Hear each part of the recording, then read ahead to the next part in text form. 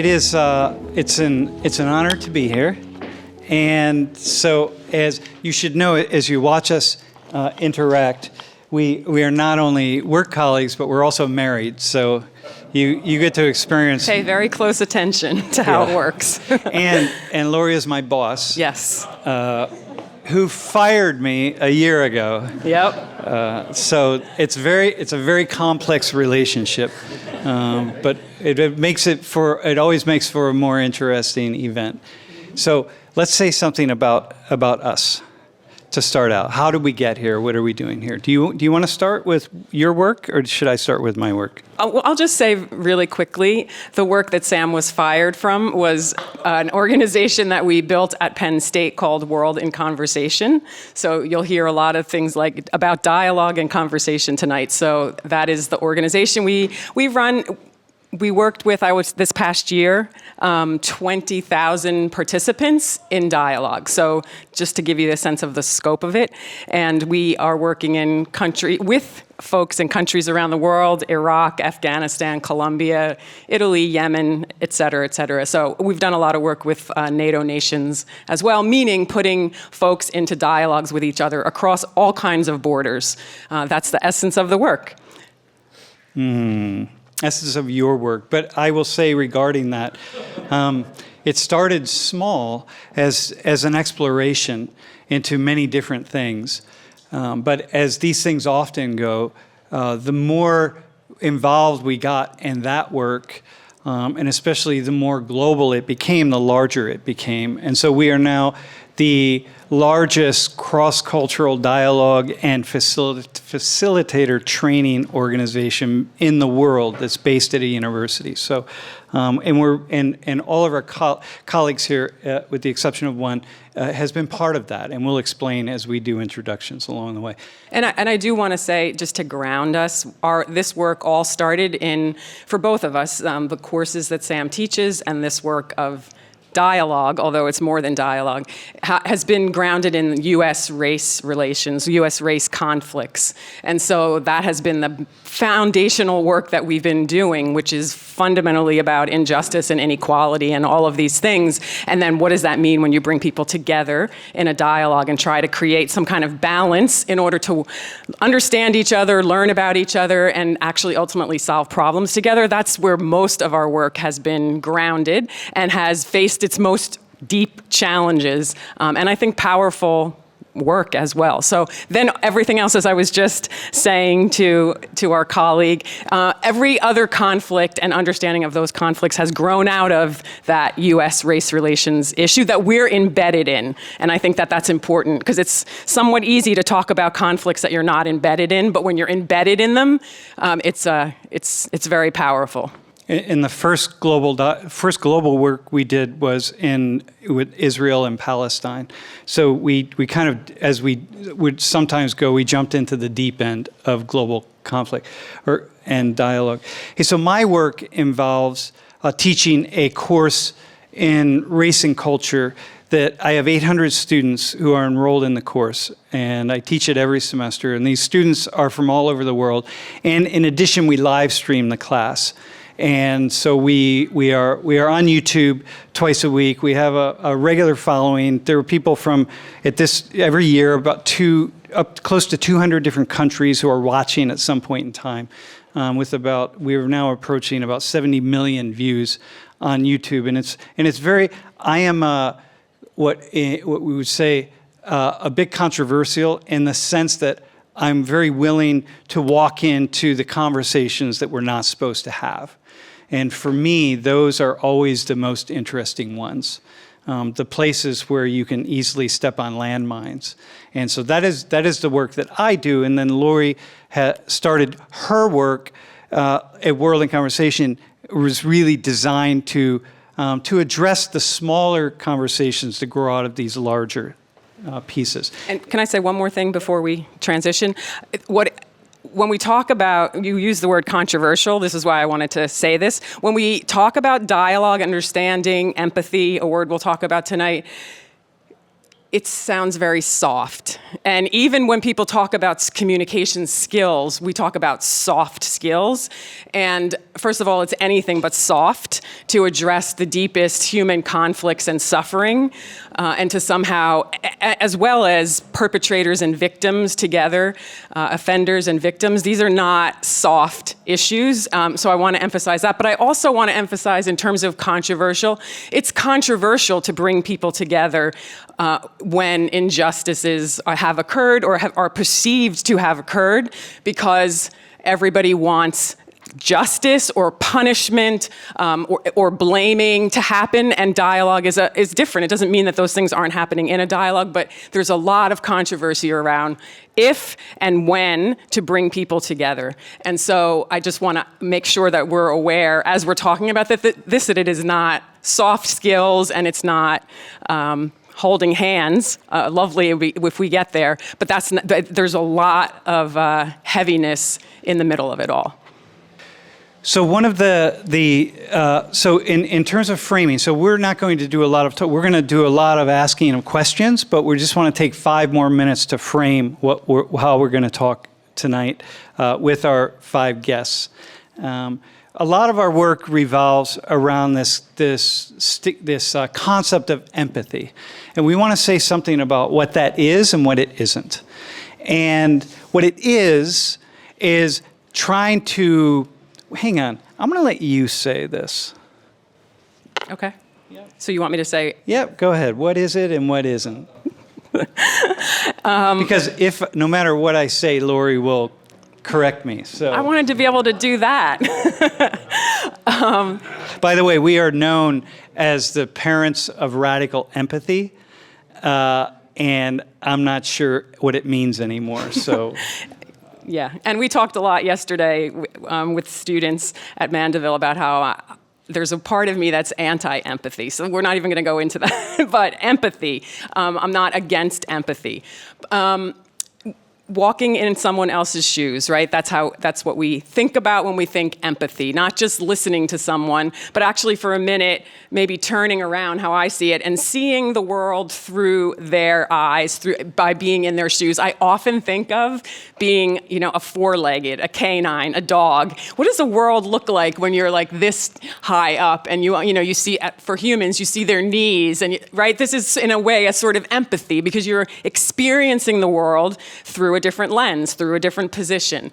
And so that's the basis of empathy. And I would argue that we all do it very often and very naturally. And it's not something we have to be trained to do. However, we often think that just seeing the world through the eyes of someone else really is going to result in some kind of inner transformation, that we're really getting it. We're really understanding somebody else and another framework and another perspective. Ooh, wait, and that word transformation, I would say that empathy actually is transformational. And I would say that the fact that it's such a popularized term in the worlds lots of us walk in right now, tells me that whatever that is not actually empathy, the thing that we keep talking about, because it truly is transformational. Once I see the world through your eyes, I can't unsee it. And if I truly do sense of what it's like for you to walk through the world, I'm different because of that. It doesn't mean that my life is fundamentally different, but there's something about me that's different. I see something different.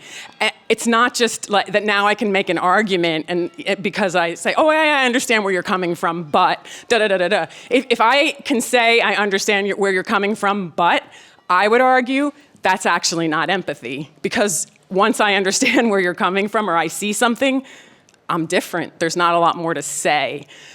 So anyway, that's just a little sprinkling of how powerful I think empathy is. And I think sometimes we might even need to push away from the kind of empathy we do feel for each other when we know someone is suffering, someone in our own family. It doesn't have to be a stranger. And it's like, ooh, ugh, that hurts. It hurts me. In the ways in which we're different can't be known in the moment. When transformation is truly happening, we can't know what that is until down the road.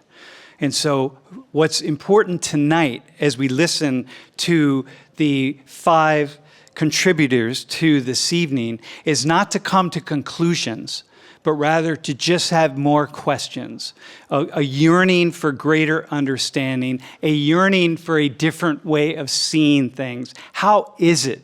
How would it be if I were in their shoes? What would that mean for me? And not answer that question. Leave it unanswered. Because too often we try to quickly answer that question and then we shut off and we move on with our lives as though nothing happened. And so what we have tonight is a really, thank you especially to Mandeville Academy, because this really is an event for Mandeville. And it really was spearheaded by Harry and the students at Mandeville, who really brought this together to say, hey, let's just have an event in which people have the opportunity to see and feel things differently. So can with that in mind, can I make the transition? Yep. Okay. So it's more than 10 years ago. In 2010, Sam did a TED Talk, and it was called A Radical Experiment in Empathy. And he did a thought experiment with an audience, and he was talking about his main focus was discussing, for those of you who haven't seen it, what is life like for an average Iraqi, an average Iraqi citizen, et cetera, et cetera. People saw this. It went viral. And at some point, this person right here, Bassem Razo, an average Iraqi, contacted Sam and said, the beauty of the internet, and said, you're right. What you were saying was right. That is how we feel, something like that. And so this began a friendship between these two, and then the story goes from there. So Bassem Razo, welcome. Yeah.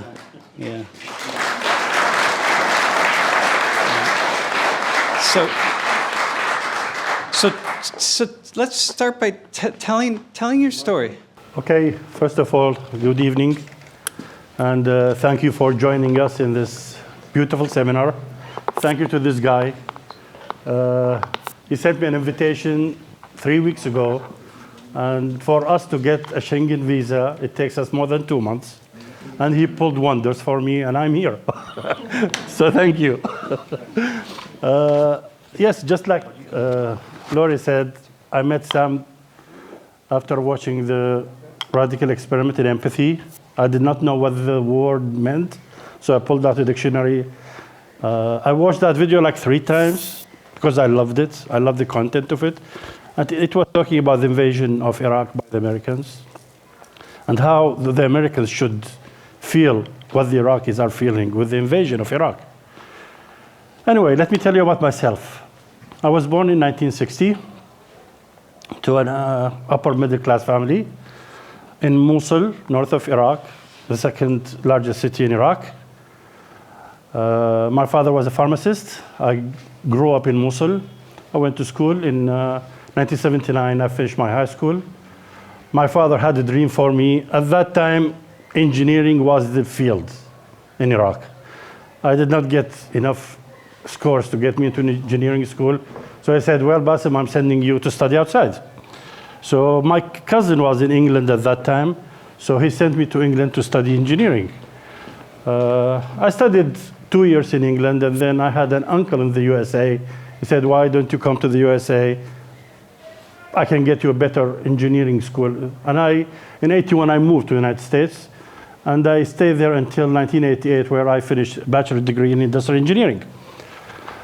In 82, I got married to my late wife, May Adam, and she followed me into the United States. I wasn't in Iraq. I did not go back to Iraq until 88. In 88, we decided to go back on the demand of my father. I did not want to go back, but my father insisted that I should go back to join him. And he wanted to be proud of me, an engineer in his family. So I went, got drafted in the army. The Iran war had just finished, but I was in the army in late 88, and just before I was going to be discharged, Saddam Hussein went into Kuwait, and I was stuck in the military. In any case, I was there for 2.5 years, and I was discharged from the army. I couldn't find a job as an industrial engineer in Iraq because actually we don't have any production in Iraq.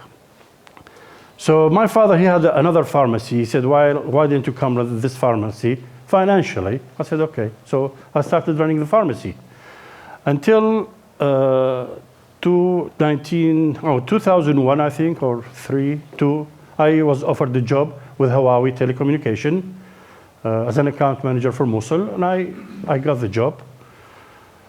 And I was very happy.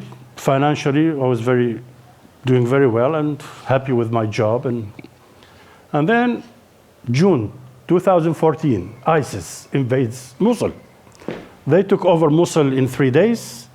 The army, 3 battalions, left Mosul in 3 days, and we were stuck with ISIS. Our whole life changed. We started going back home. We used to go back home at 10, 11 at night. We started going back home like 2 p.m. because we did not want to be in contact with ISIS. This continued until September 20th, 2015. Excuse me. It was a regular day for me. I'll wake up, have my breakfast, go to my pharmacy, come back home by 2 to 3. We live in a big farm, me and my later brother. It's like 4 acres farm my dad has purchased, and we built 2 houses on it. I went to bed around 12:30 to wake up to a huge explosion. My house was bombed. My brother's house was bombed. In a second. My life changed. My wife was lying next to me with debris all over her. I called her, she didn't reply. I called my daughter, she did not reply. And that was the beginning of a new life for me. I was happy that when ISIS entered Mosul, I had 1 son and 1 daughter. I got my son Yahya out of Mosul because I was afraid for his safety. I did not want him to stay in Mosul with ISIS. So I got him out of Mosul. And I was so happy I did because he would have been killed too, maybe. So I suffered from a broken hip, broken back. My leg was broken. I was taken to Mosul General Hospital, which was under ISIS, the minimum health care. And I was on my back for a month when we asked for permission for me to leave Mosul because I needed an operation that was impossible to be done in Mosul at that time. So they gave me permission to leave the city for 1 month. For that permission, we had to give a deed to a property, which was my mom's house in the old city, which belongs to her parents for the last 120 years. So we gave them the deed because I had no choice. But then somebody had to talk with them. They said, there's no way he can make it in a month. Please give us an extension. So they said, okay, 3 months. 3 months and a day. If he doesn't return, we are confiscating this house. And I had no choice. So I left. I left to Turkey. I had an operation in October 2015. I stayed in Turkey for 3 months and returned to Baghdad in January of 2016. In February of 2016, I started collecting information, aerial photos, location, GPS location, a bio of me and my brother, about the family, and I contacted the American embassy. Because when I was in Turkey, I had a cousin who is studying, who's a doctor at Yale.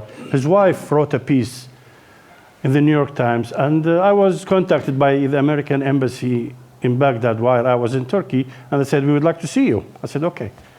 So in February, I finished my collection of my data and everything and contacted them. I said, can I come now? So they gave me an appointment, and I went. I submitted my documents, and they said, okay, we will be in touch with you. 2 months, nothing. So I emailed again. So the lady, she emailed back. She said, well, we have forwarded your case to the DOD for verification, and we will get in touch with you whenever we hear. In May, I think, I emailed again, and my email bounced. So it means I was blocked. Because there's no way an email box of an embassy is full. There's no way. So I knew I have a dead end. In June of 2016, Azmat contacted my nephew, and she told him that she would like to come and interview him. And he said, well, why don't you talk to my uncle? It's better. So Azmat came to Baghdad. She interviewed me for the first time. Later that year, my son got married, and I moved to Erbil in the Kurdistan region of Iraq, which I've been there ever since. So Azmat took my case and started investigating. She talked to the Americans. She wrote them probably hundreds of emails, and nothing. In 2018, I traveled to the United States. At that time, I had a lawyer. When she published her article, The Uncounted, in 2017, we did 2 parts podcast, and a lawyer was listening while having his shower, 6 in the morning. He was listening to the Daily, it's called. He listened, and he heard the story. And he told me, Bassem, I turned off the water, and I continued to hear your podcast, and I decided to contact you. So he contacted me and said, I'm ready to represent you pro bono, without free charge. So in 2018, I went to the United States. He took me to an American base where they do assessment and case assessments. And nothing. I didn't get anywhere. In 2019, I was again in the United States, and I received a phone call from a Dutch journalist. His name is Sylvan, and he works for the Telegraph. He said, Mr. Razzo, my name is Sylvan. Can't pronounce his last name because it's too long, but Sylvan is the first name. And he said, we have believed that the bombing was done by the Dutch Air Force, not the American. I said, this is impossible. I mean, everybody has been investigating. My lawyer, Azmat, everybody's in touch with the American military. Nobody. He said, well, I will make sure of the information tonight, but we are 95% certain. So 4 p.m., I received a phone call from a Dutch TV station. The news was 100%, it was a Dutch. So I talked to Azmat. I called my law. Azmat at the beginning, she was skeptical. She said, Bassem, this can't be. I mean, I've been working for 3 years on your case. I called my lawyer, John. He said, what did Azmat say? I said, Azmat, she doesn't believe it. He said, I trust Azmat's judgment. I said, well, this guy, he said, we have proof. And sure enough, it was the Dutch. So Sylvan, he introduced me to a lawyer here in Amsterdam, Lisbeth, and she has taken many cases like my case. And it took her less than a year to get me some compensation. The most important thing for me was to clear my name, because up to that time, because the American put a YouTube video, it was there for months, saying that we bombed an ISIS VBID location, which means a bomb manufacturing facility.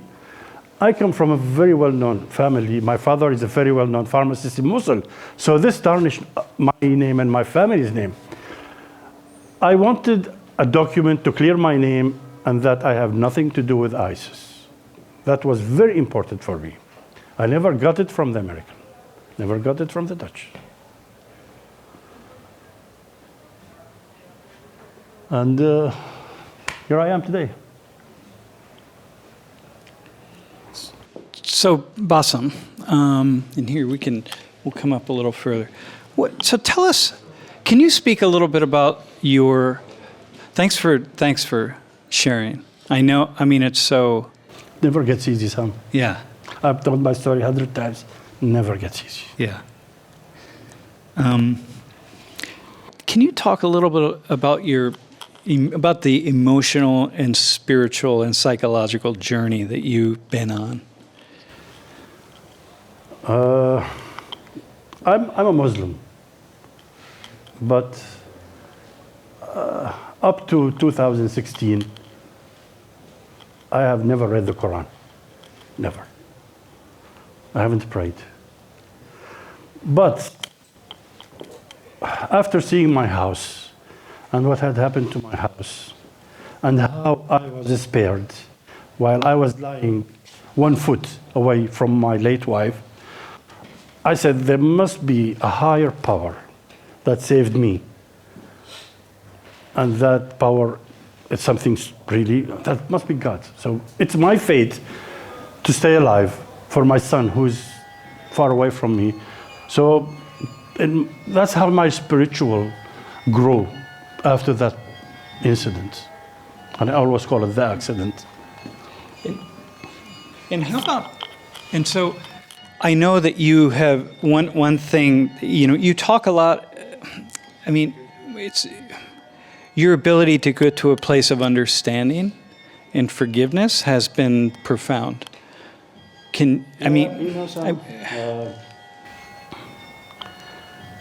Even my closest friends, they say forgiveness is an act of cowardice. I'm here, and I am at a point where I wanted to meet the pilot who bombed my house, because I know deep inside me, I'm talking person to person, that pilot, if he knew that there was 2 families at these 2 houses, he would not have dropped these bombs. And I know how much he is suffering, and I know how much I suffered for losing. I am at a point of my life where if I can accomplish this and bring peace to 1 person, I'm happy. I'd be at peace with myself. I wanted to just say something about observation that's connected to what you just said about the potential of meeting the pilot. I was with Bassem. Bassem came to visit us in the United States in the time when he assumed, and we all assumed, that this accident had occurred via the Americans.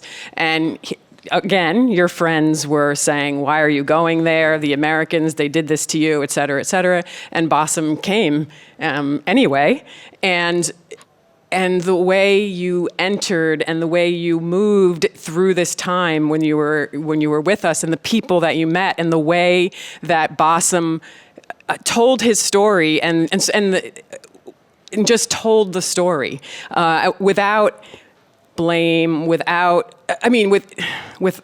heart and soul and suffering, and not actually holding those humans responsible. And of course, none of those individuals was directly responsible, but yet these are the Americans, right? This is the way we walk through the world often, this is the group of people that did something to me, or that hurt me, or that didn't do something. And so I just want to say, just to add to Bassem a little bit to your story, just watching you walk through those moments live is very profound. And so when you say now that you would want to meet this person, it has a lot of power to it, because I've watched Bassem really meet the people that represented what you had thought were.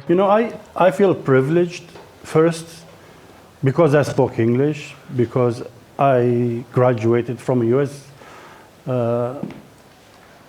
university. I was able to get a visa in a second to the United States. I had people advocating for me. She wrote a beautiful piece that Uncounted. I had so many voices that are working behind me. I have a lawyer, wonderful lawyer, John Gurley, worked for me pro bono. I feel privileged. At the same time, I feel that right now, at this stage of my life, I would like to be the voice of the voiceless. There are so many people in Mosul. I've been into so many homes that were destroyed during the liberation of Mosul from ISIS. They lost everything. I went into homes, they lost 10, 13, 15, 20 members of their family. Do you know how much is the amount of a payment to a killed Iraqi, Afghani, or Syrian? Anybody has an idea? Just a number on the top of your head. What is the value of a life of an Iraqi killed by a bomb? Just a wild number. Anybody? 10,000. How much? 10,000. 10,000? Okay. 2,500. 2,500 for a killed Iraqi, Afghani, or Syrian in war. It's called a solashia payment. It's not called a compensation. They call it solashia payment. It's their way of saying we are sorry. The Americans offered me, for my late wife and my late daughter, they offered me 15,000 because my case was so highly visible all over the news. They wanted to make something special for me. They came to Erbil. I met with them at the American Air Base, and I rejected that offer. But for the people that I have visited in Mosul, if he has lost 5 members of his family at $2,500 times 5, 12,500 USD, this will lift him way. It will change his life. He can rebuild his house. He can open a business. He can do so many things with it. So now what I am doing is advocating for the people in Mosul who have nobody to speak to. I was introduced to an association. Can I pause you for 1 second? Yeah. I actually would like to give an opportunity, we'd like to bring Asmat in to help expand the story. You're starting to move into that territory. But I'd also like to just maybe take 2 questions for Bassem before we add Asmat to this conversation. Anybody just, and Bassem, is there anything that you wouldn't want to answer? I'm open. Do you wish you died with them in the bombing? It's not a matter of me wishing or not. I mean, at some point. That's what I mean. Yeah, it's at some point in your... At some point, yes, I did. You know why? Because, but it will be selfish of me because I have a son. That'd be selfish. But for me, the way I'm living now, I wish I was dead. I lost a wife and a daughter in a second. Another question? Another One more? question for Bassem?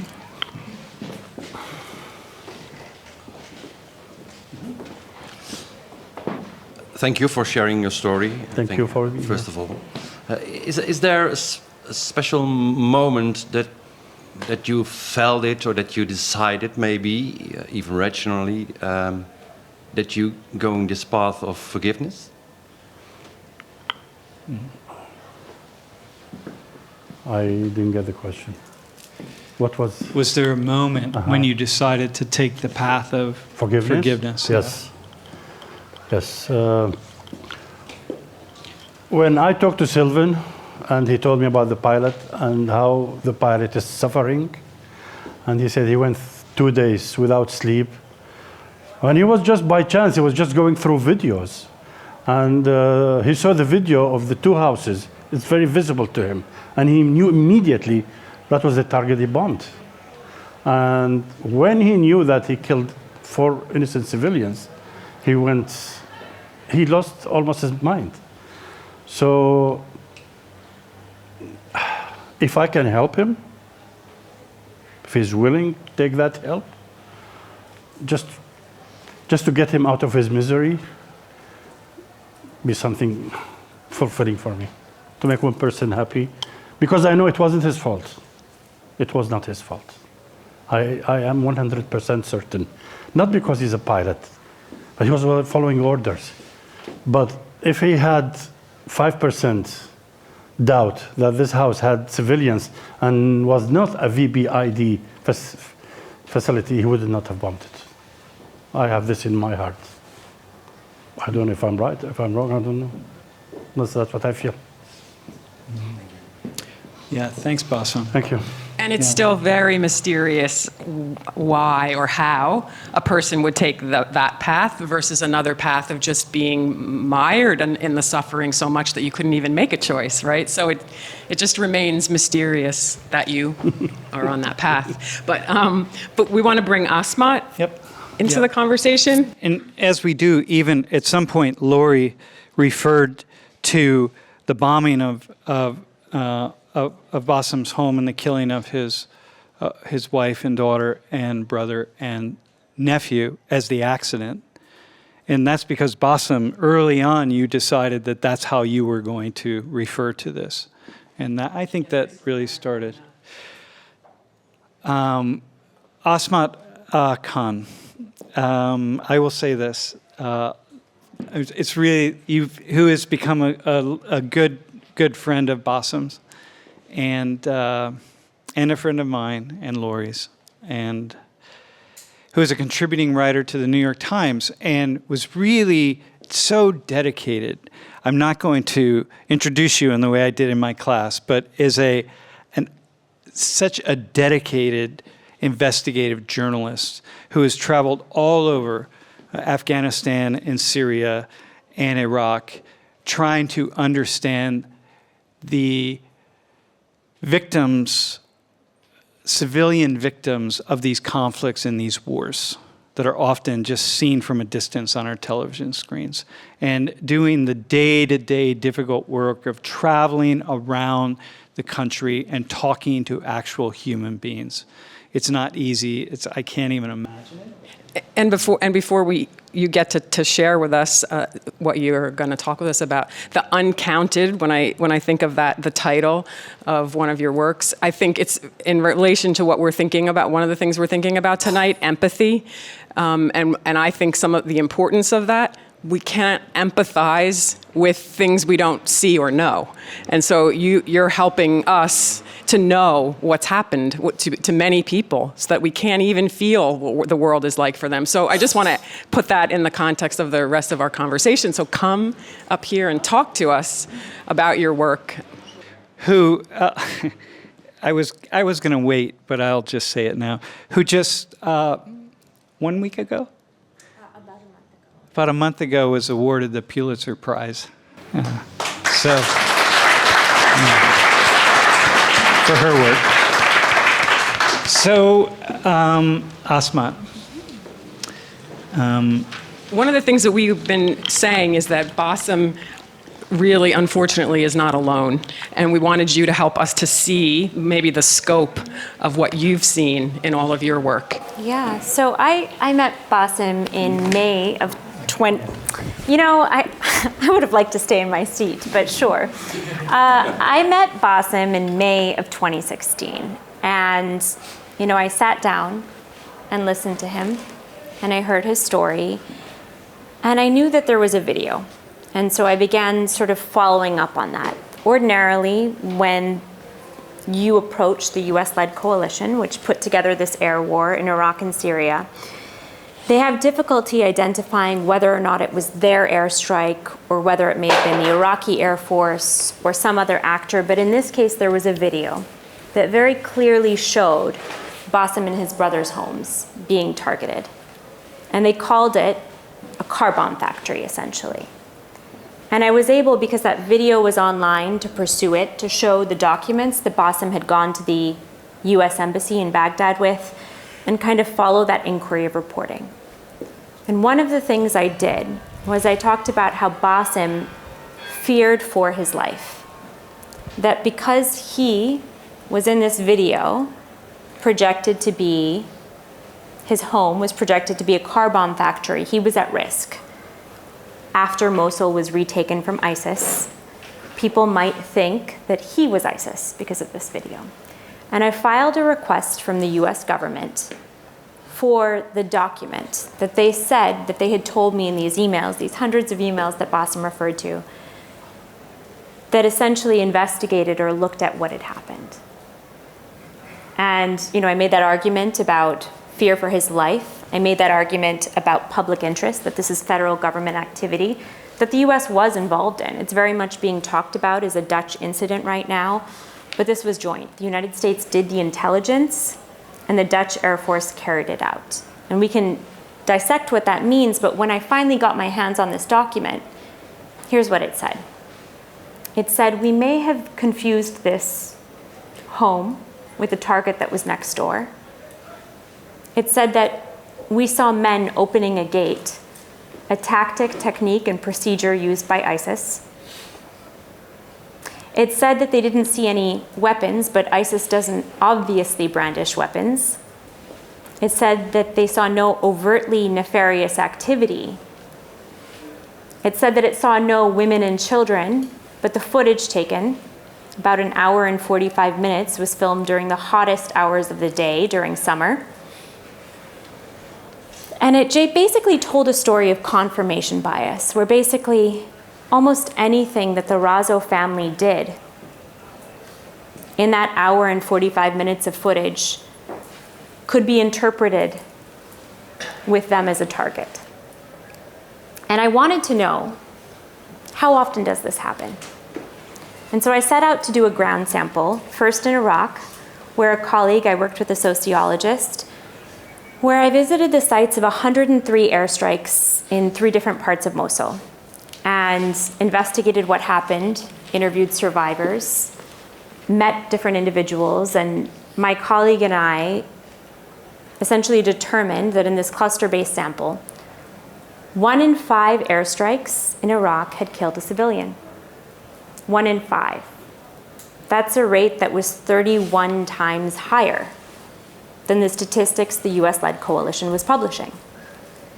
This air war that had been described as the most precise in the history of warfare, that it would be discussed for future generations as a model for accountability, was in fact killing 31 times more civilians than not just the US public, but the public of the Netherlands and other coalition countries were being told.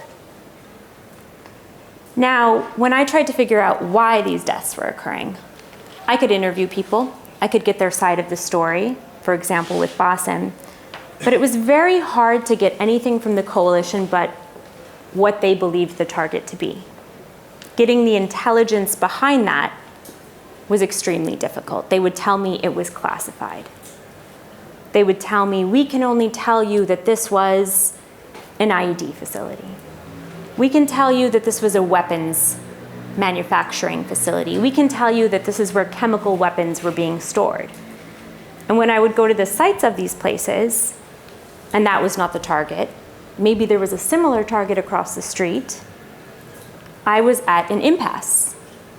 And so essentially I decided to take this, what was called a model for accountability, these press releases that the US-led coalition put out every month in which they would state, here's how many of these airstrikes were credible.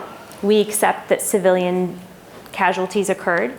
And here's how many, a vast majority of them, they rejected as non-credible. I decided to get the documents for each single one of those allegations. So I filed a lawsuit in the summer of 2018 against the US Central Command and the US Department of Defense. And over years, I obtained more than 1,300 documents.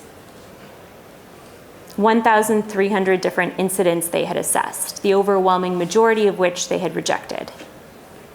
And I tried to go to the sites of as many of them as I could. And actually, most recently I worked with a young man in Mosul named Momin Mohamed, and he came with me translating, and some of you may know him from the WINK program that was brought up earlier, but we went door to door, and over years I went to Syria, elsewhere, there were major civilian casualty incidents, one of which killed more than 100 people in Syria in an area called Tokhar, and the document I had said between 7 and 24. And the patterns about why these were happening showed some of which was quite similar to what happened to Bassem, something called misidentification, where there was not a legitimate target that was hit. It was conflated with something else. Now, you might know that, for example, from the Kabul strike in August of last year, when a man, Zamarai Ahmadi, was targeted And he and 9 of his relatives, 7 of them children, were killed.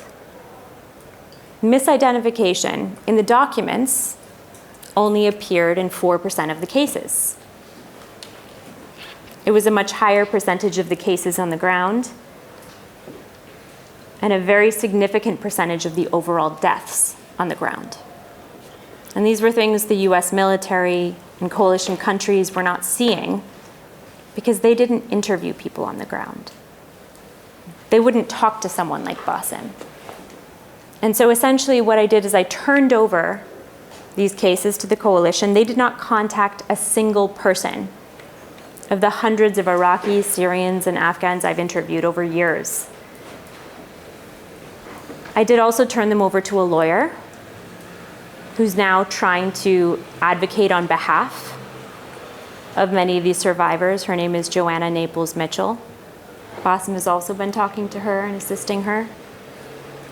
But essentially, what we have is a military that is not willing to go on the ground and investigate and truly understand why these are happening. It's not just misidentification. It's not just confirmation bias. It's also a failure to detect civilians in the first place. In document after document, they said there are no civilians present in this area, when that was not at all true. In not a single document of these 1,300, more than 5,000 pages, was there a single instance of wrongdoing or disciplinary action for anyone involved. There was one possible violation of the rules of engagement, but in effect, these documents were used to clear everyone, to be a model for accountability. Can I ask you a question as perhaps the one person in this room that, besides Bassem, is seeing something that most of us are not seeing? And you're doing things so systematically because you have to. And what happens to you when you now see all of this and you see the people and you see their suffering and you see the, ignoring really of them? What happens to you? It's not about me, but I understand why you would ask that question. I think that if I were just a features writer and writing stories about these terrible things that happen to people, I would find it extremely difficult to do. But I'm an investigative reporter. It's my job to understand things, to fill in these information gaps, to do what the US military has not done. And that can be a quest that I find invigorating. I have met some of the most incredible people doing this work, and I've seen how they've coped, and it's very hard to see yourself as anything but fortunate and lucky to even be doing this work and to draw inspiration from the incredible people you meet. I think that's really important, what you're saying, as another side of what happens when you actually see something and the fire that's lit inside of you because of it. So Asman, I have a question. So it's very easy from a distance to develop kind of stereotypes and generalizations about people living in conflict areas. That allows us to read the headlines and not go any deeper, those of us who are watching or observing from afar.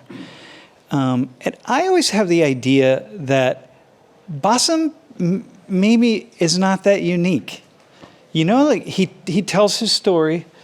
It's a profound story that so many thousands upon thousands of other people could tell. But you have the opportunity of talking to all these people. So how unique is Bassem, or how common? How many more Bassems are out there that we just don't know about, that you've met? Thousands. It is really rare to meet somebody who has lived in the United States or in a Western country who's been affected by this, right?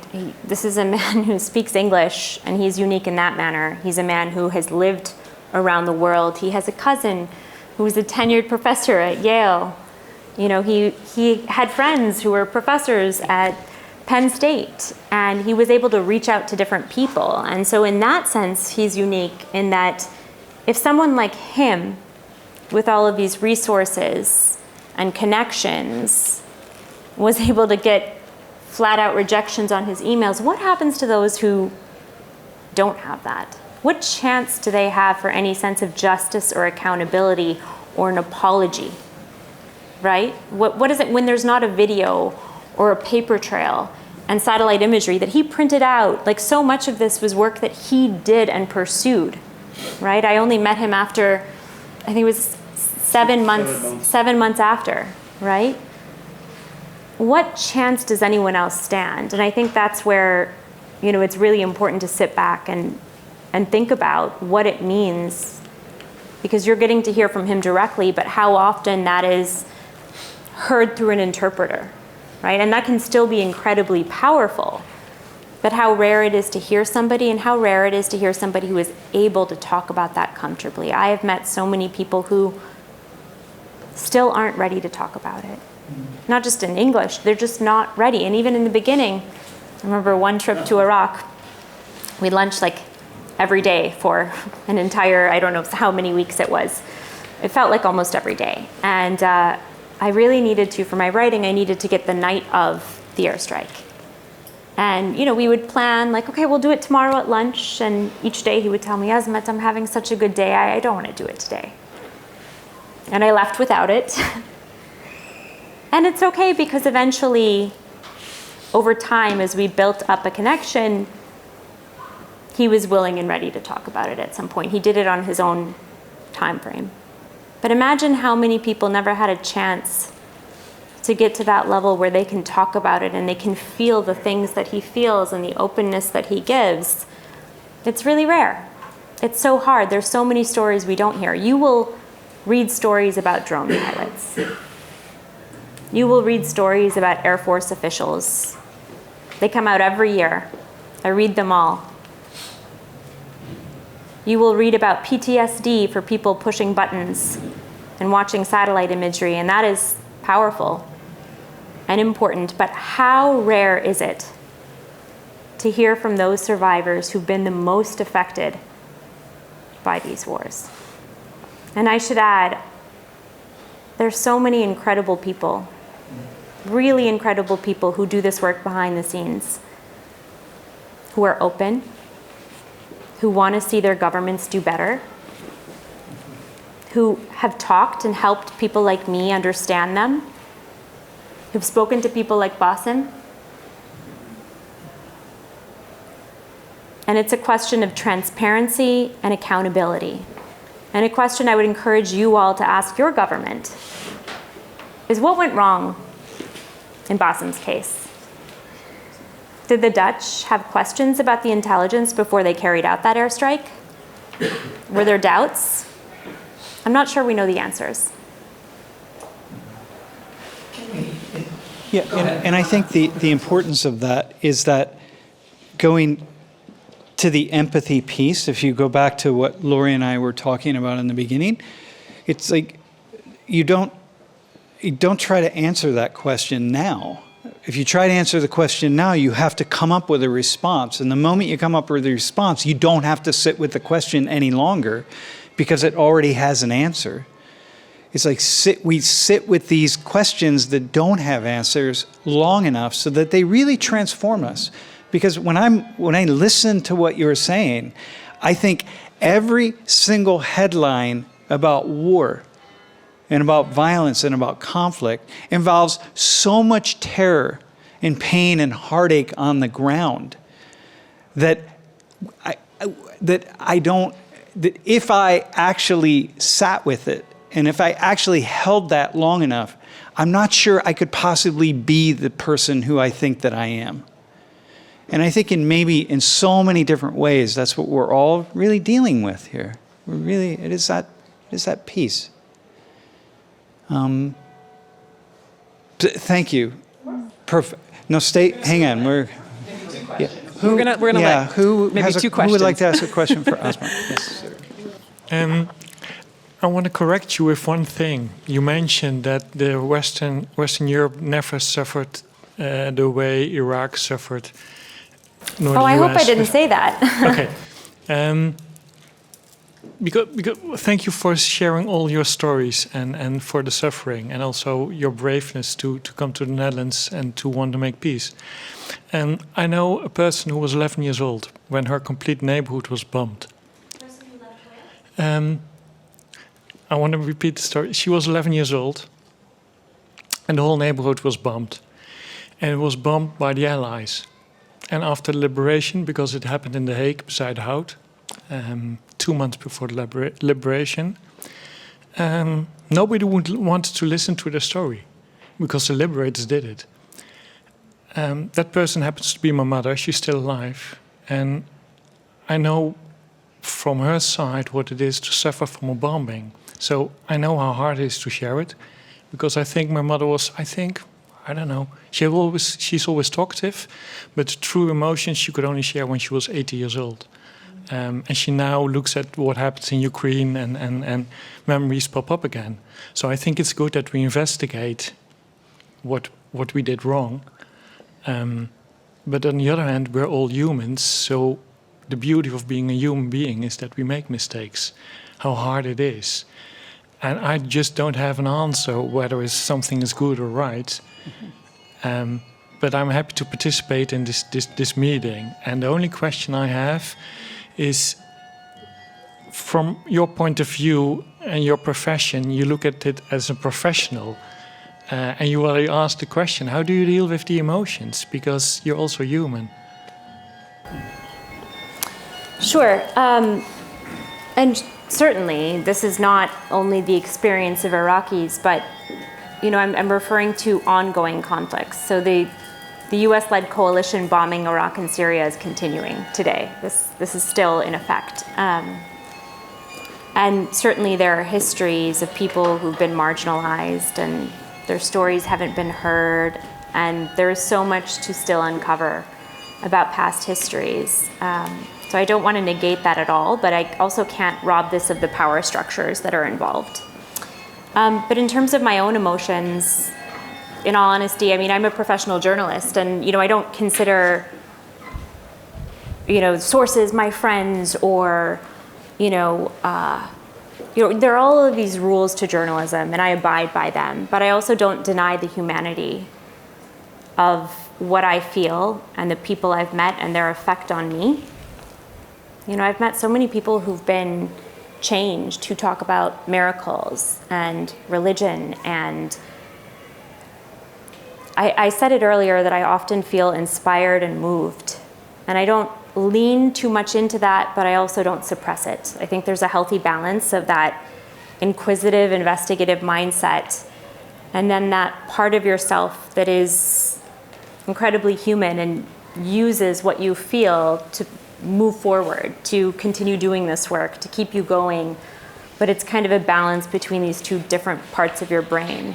And as long as you're not cold and only into the numbers and weeping and only sad, I think that there's a way forward. Mm-hmm. One final question. Yes, thank you for your story and for your stories. And you ask us also to ask the questions that we don't have an answer to. And I just can express a feeling because in the Netherlands we hear also about ISIS and the horrors they brought to the people. And we see also a victory on ISIS. And at the other side there are these horrible stories. And what I feel is what questions should I ask to bring these two stories together? Because they confuse me. Yes, I would ask you, which stories am I not hearing? Right? We are so well aware of the barbarities of ISIS. Think about what you saw splashed across your TV screens. ISIS wanted you to see them beheading people, right? Colleagues of mine, they wanted you to see that. Basim's family endured ISIS. They have stories. It's in the stories I've written, right? You can hear about how his nephew had his head shaved by ISIS merely for wearing a Western t-shirt and Western attire and a Western haircut. This is an essential part of it, but that story was being told. I think at the baseline, no matter what your perspective, no matter what your opinion on this, there is one inherent truth, and that is we did not have an accurate picture of this war when it came to civilian casualties. In fact, we were met with statistics that were so inaccurate, some might describe them as propaganda. Now, that's not uncommon. Propaganda is a part of almost every war that has ever existed. But what truths were you not hearing? One doesn't cancel the other, but shouldn't a society that claims to be democratic have an informed debate about its wars? And how do you have an informed debate about war when you don't just have access to the right information, but you're being fed the wrong information? Thank you. Yeah, on that note.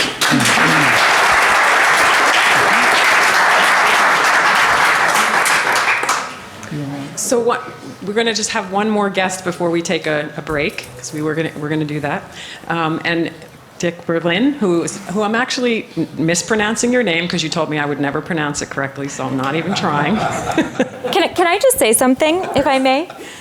I would like to just say that in the United States, I think it would be very unlikely that a member of the US military would come and join a conversation like this. I think it's a very brave thing to do. Yes. It's not brave, it's not abnormal in the Netherlands. Wow. So I was going to say some things about you not being, a good student and wanting to fly, so you joined the Air Force, but I'm not going to say that.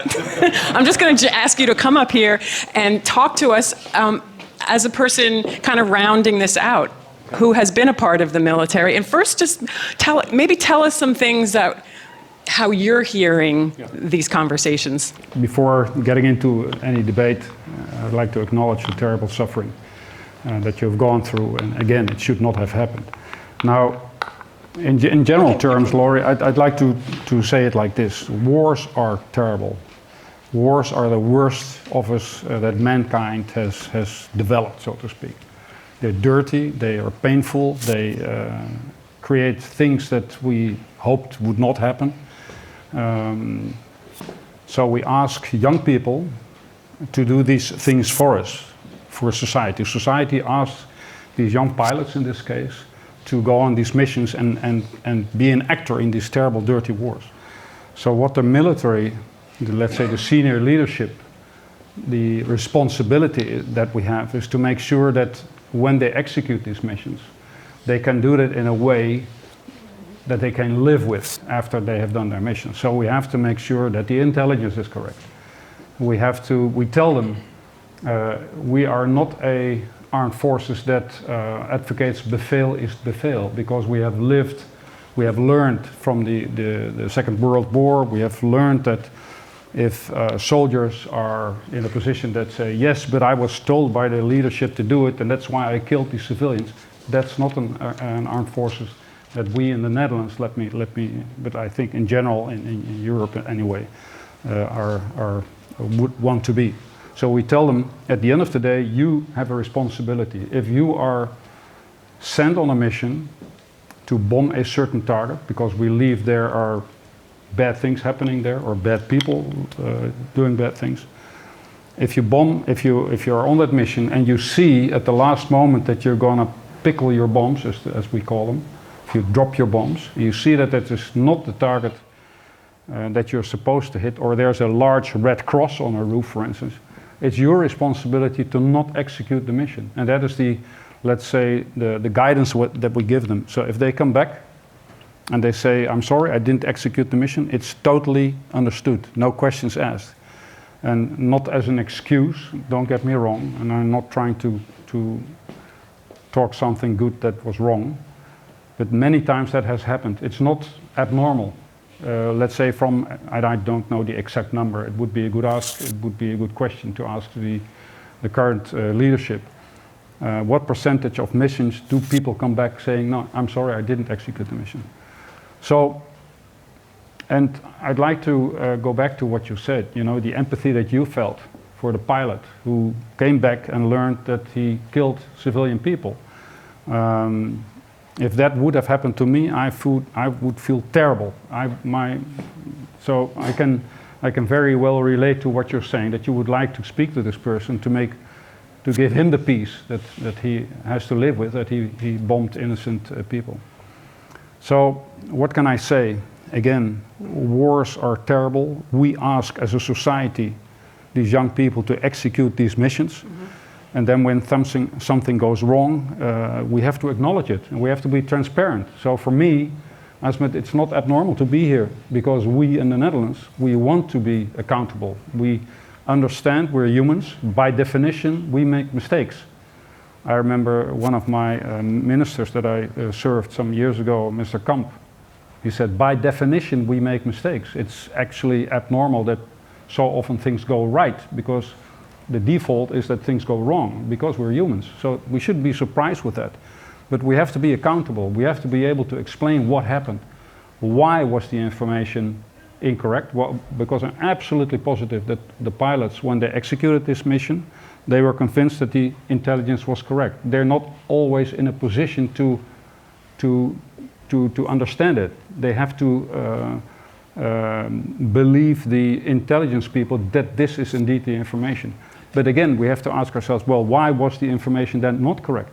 And we also have to be honest about, well, you know, sometimes people maybe want to say, or how I'm going to phrase this. Maybe they want to do things because they think their senior leadership approves it, or it makes them feel good that they are able to say, well, we found another target. So we also have to look at this aspect of society. I have a question. When we talk about empathy, one of the things that I think maybe we struggle with and maybe pull back from understanding about others, experiences that we don't have, is the word that you're using, accountability.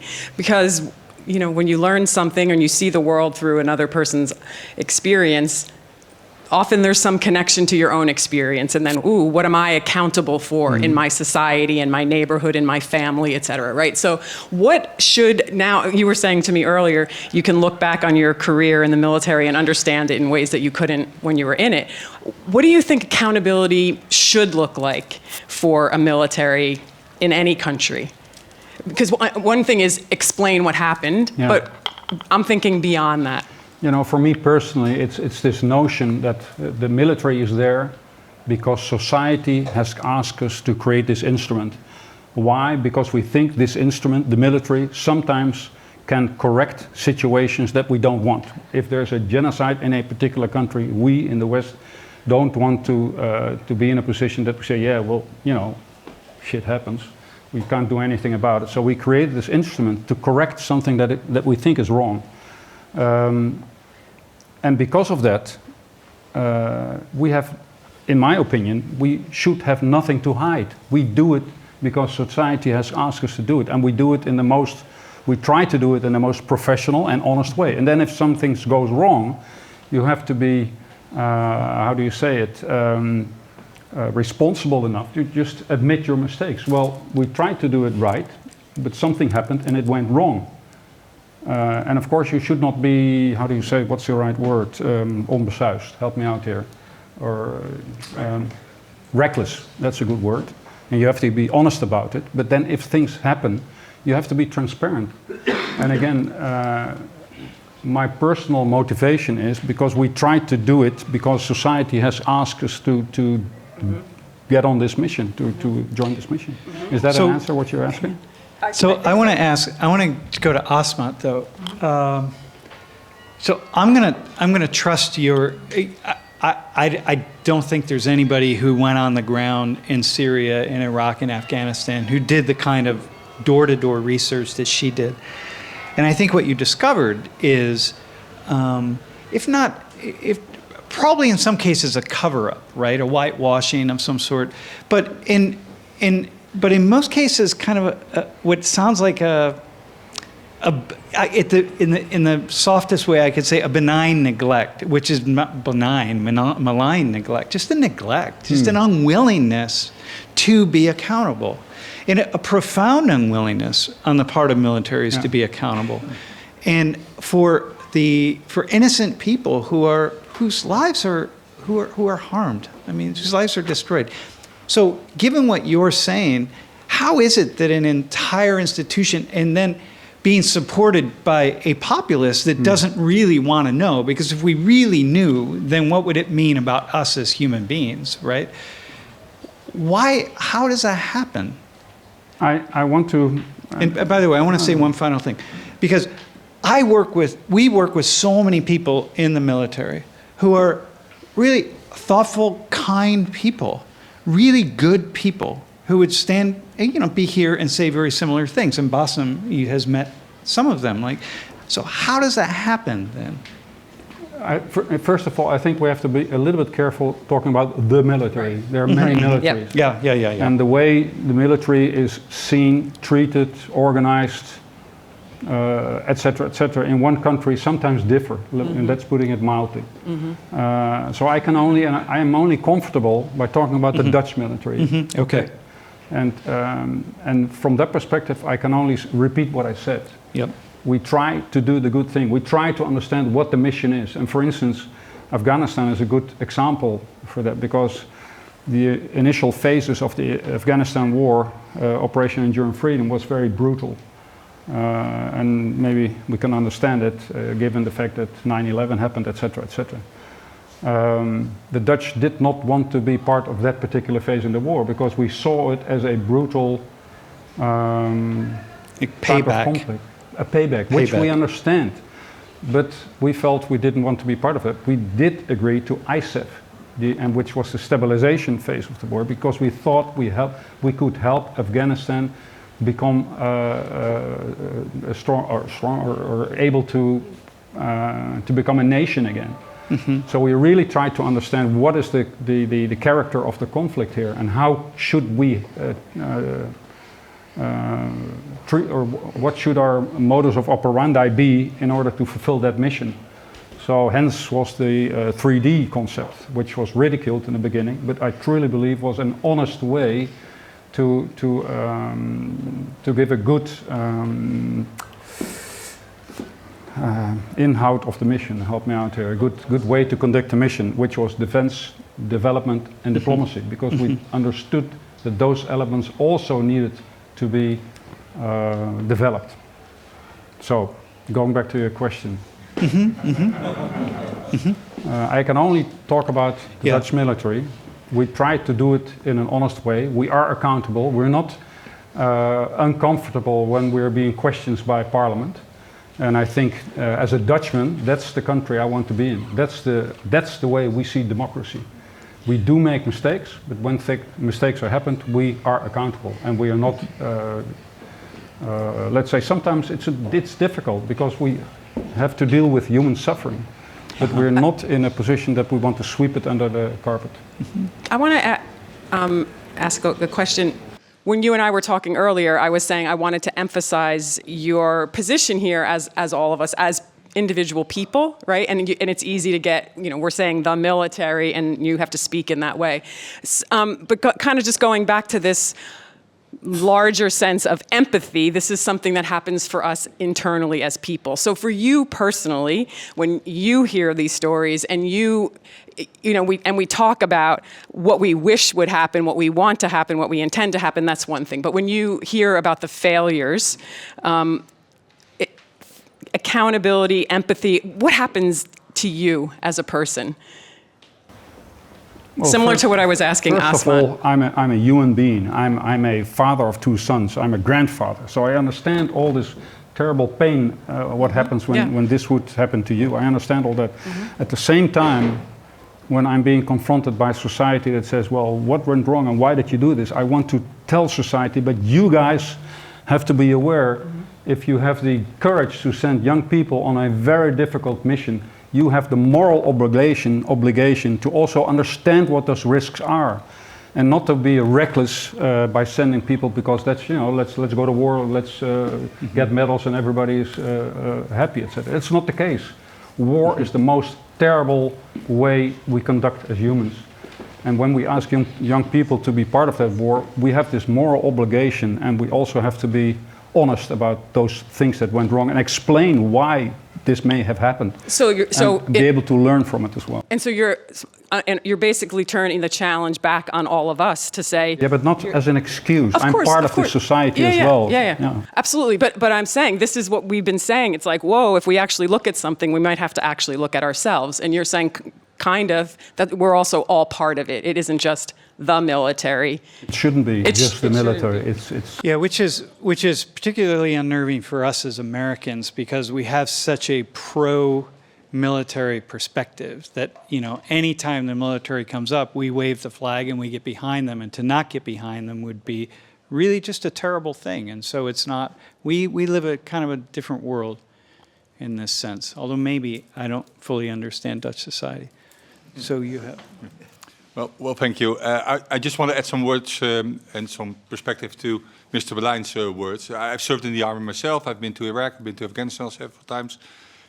I've seen all the nice places, to say so, and conducted operations in the field. What I find, and where I find in the same line as Mr. Berlijn is that it always is a human's job we're doing over there, or we did over there. And I think in the last place, each one in my team or in my unit would say, "Okay, I'm flawless." We aren't, and we know that for sure. But when things occurs in a certain time, in a certain pattern, I think that's really something to worry about. The hindsight to see patterns in certain kind of behavior is quite easy to see, but not easy to explain. Because I think I've been there out for 6 months, then I went 2 years back, or a year back, or 5 months back. Another team came in, another team came in. And each make their own mistakes, unfortunately. And we learn from each other's mistakes, because we have lessons learned, we have hot debriefs, we have all kinds of things. But the thing is, as from the outside, looking into the army or looking into the intel society, it looks like a black box. And you can understand things and you can't understand things. And the thing you can't understand, you want to maybe explain in a way of, is it a cover-up or is it on purpose that they don't tell anything about it? I've been on the inside on both sides, both on the operational side, both on the intel side. And it's human work. Unfortunately, mistakes were made. And in extremis, unfortunately, people die. And that's very sorry to hear and very sorry to say, but it is in the end, it is about war. So I'm always a little bit reluctant about an institutional cover-up regarding blue on blue, regarding blue on green, regarding fighting against civilians. Or there are people who unfortunately did it deliberately, but 99.9% didn't, and did an awful good job in their own, let's say, way how they could put it. So constitutional wrongdoing, I can't agree on that one, unfortunately. I think it's a part of the, let's say, succession of people in theater.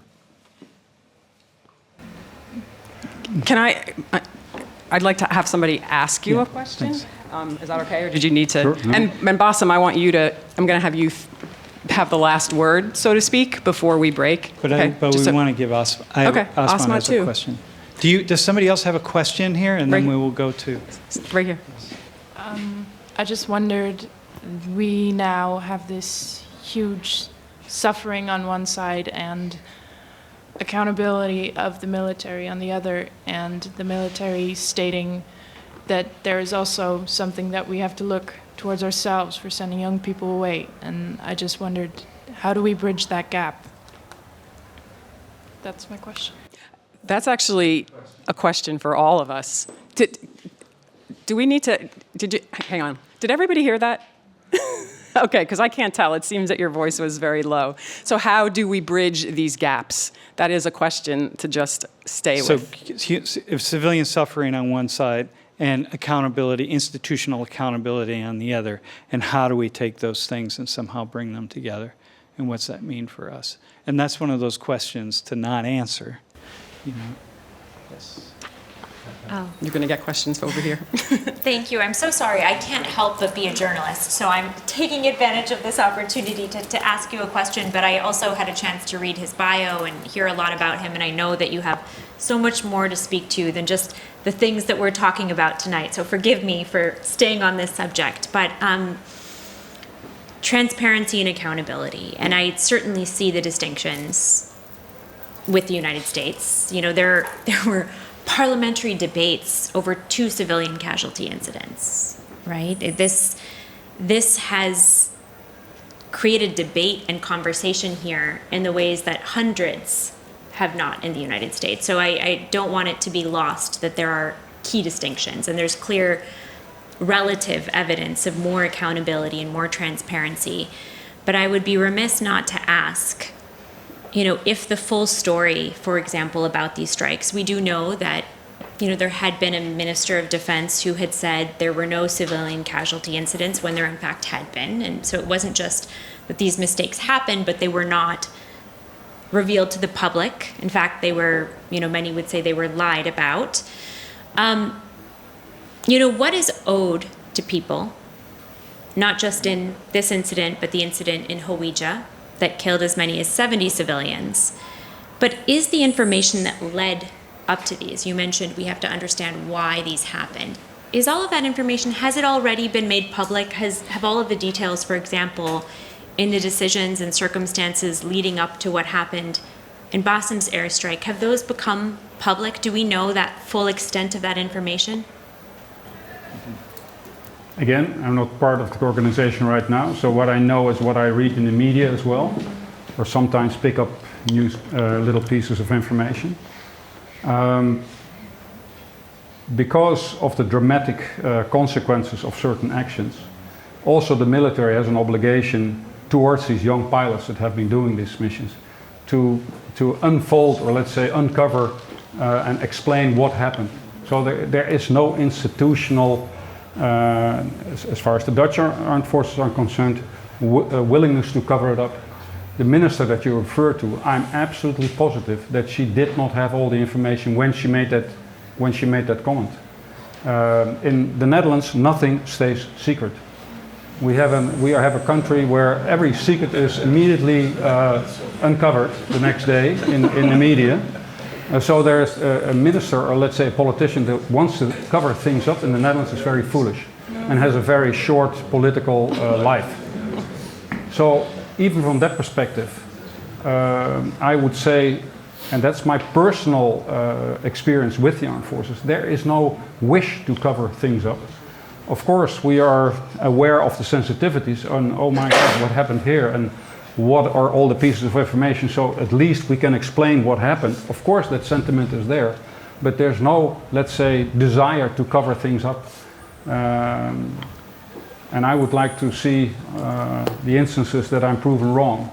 And I am very much aware of the incident of Hawija and possibly other incidents. But there is a general desire in the Dutch armed forces to know what happened, to learn from it, and to make sure that we don't repeat those kinds of mistakes or very unfortunate events, whatever you want to call it.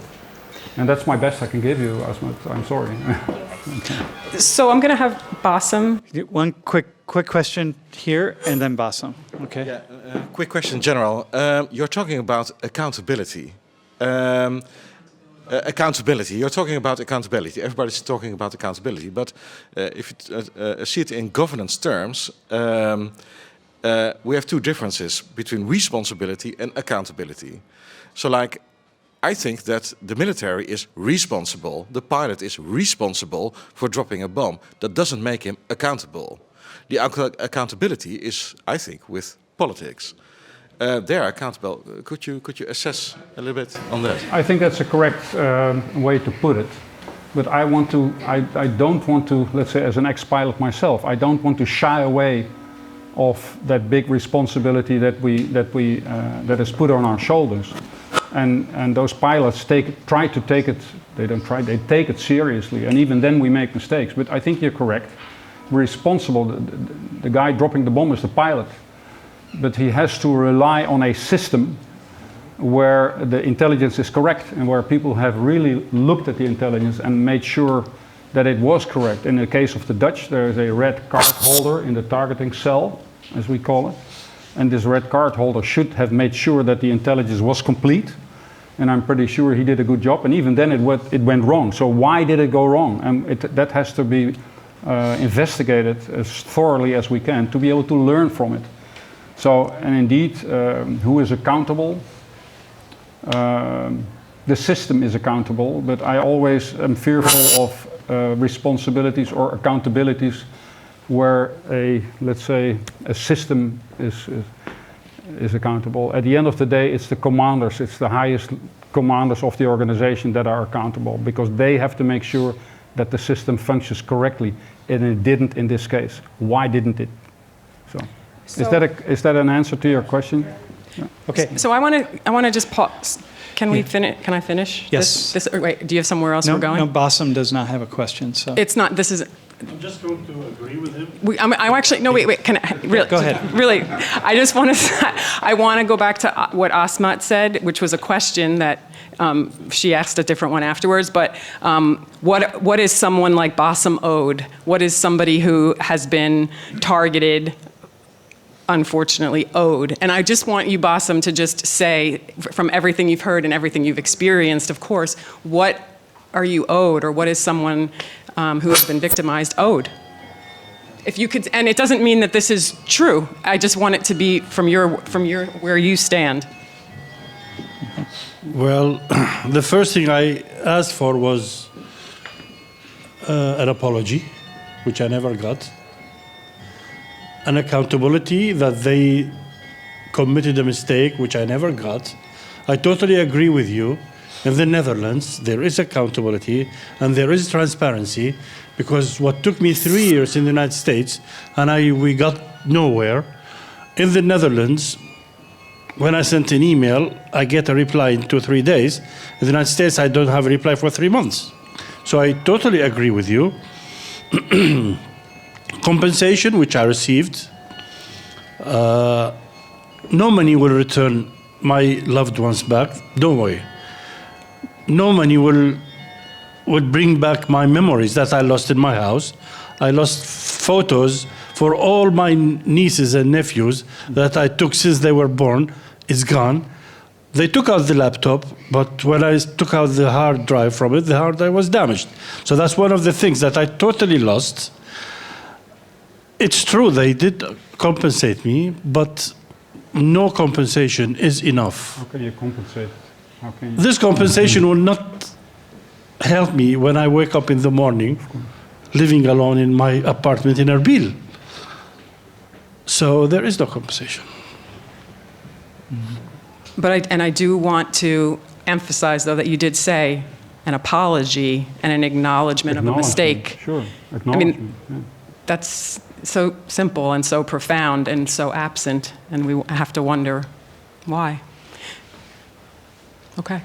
Hey, thank you for.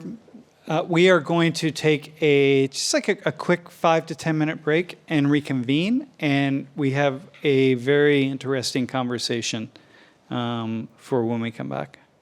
Yeah.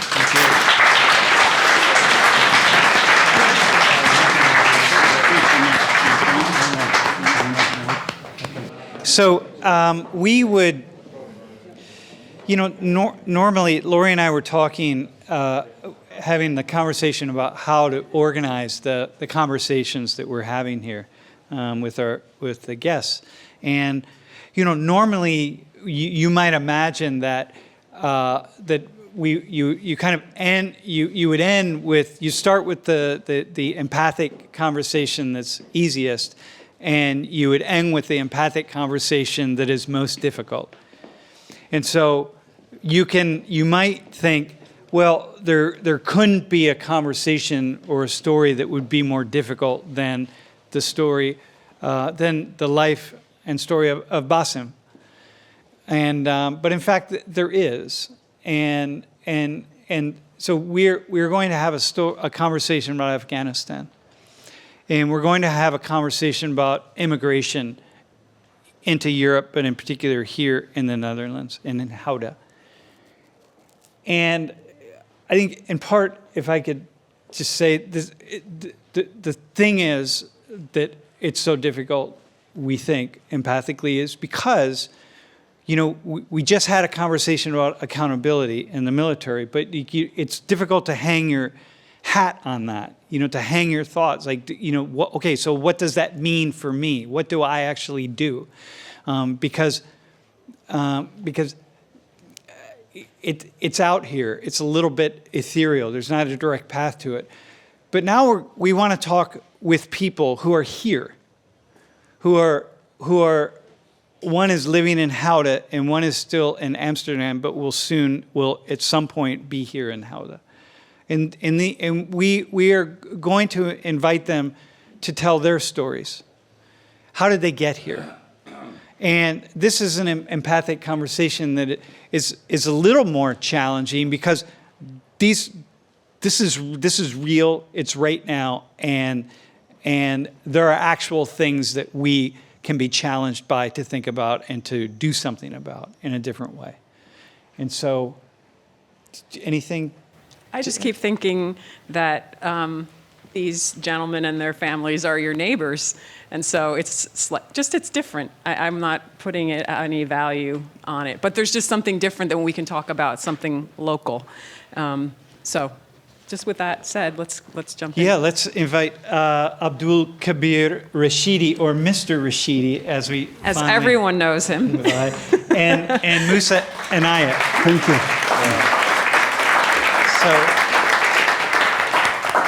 So we would like to first just ask you to kind of briefly, not too briefly, but how'd you get here? Yeah, before I'm going to say how to come here, I'm going to thank Azmat, yes, because she's the voice of my people and the Iraqi people, the people who have no voice. Yeah, thank for that. And also thank my Musa. Yes, he supported me all in my job, what I was doing in Afghanistan. And Mr.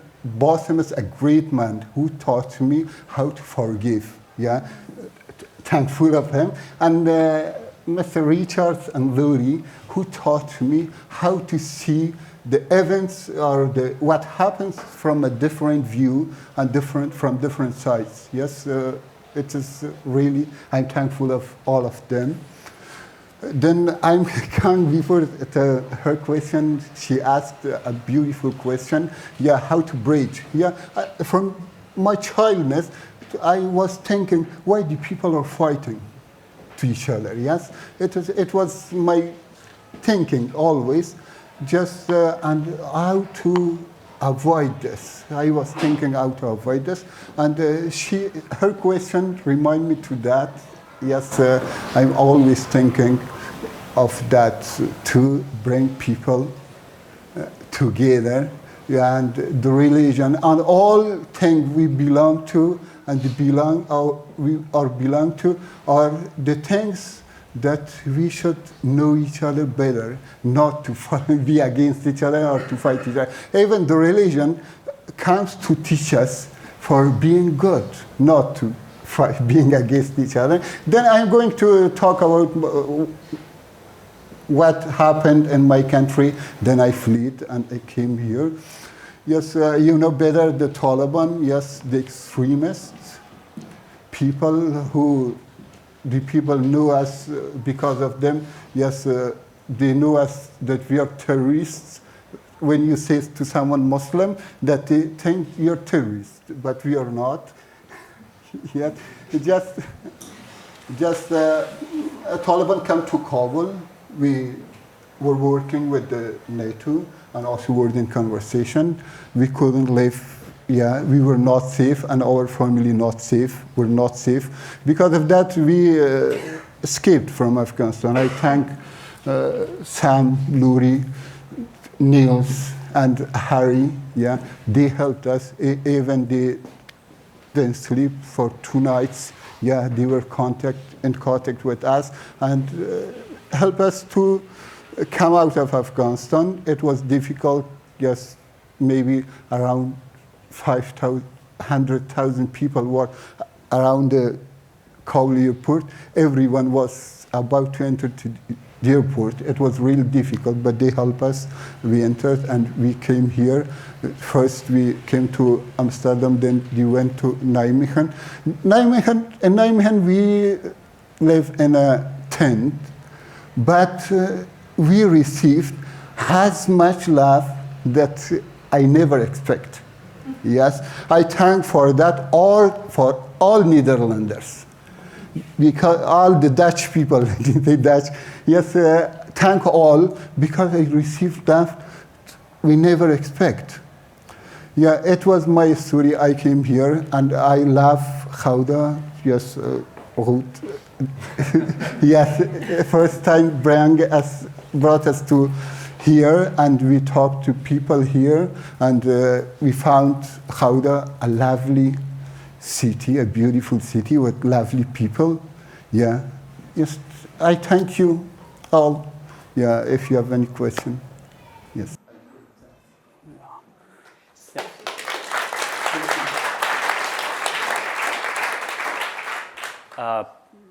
Hi and good evening for all of. As Professor Sam said, my name is Mohammed Musa Enayat. Just I want to talk briefly when I came from Afghanistan to Gouda. I want to talk in three parts. First, who I am. Second, how we came in here and who helped us to come in here. And third, how is going our life in Netherlands as a refugee. I born on 1990 in Baghlan province. It's north of Afghanistan. I start my bachelor in law and political science faculty in Kabul University. I got my master degree in public policy and administration. I start my officially work as an assistant professor at Kabul University from 2012 up to 2021. I work with NATO and WENC and Word and Conversation with Sam from 2014. I have a lot of story to talk, but now just I want to talk on two memory.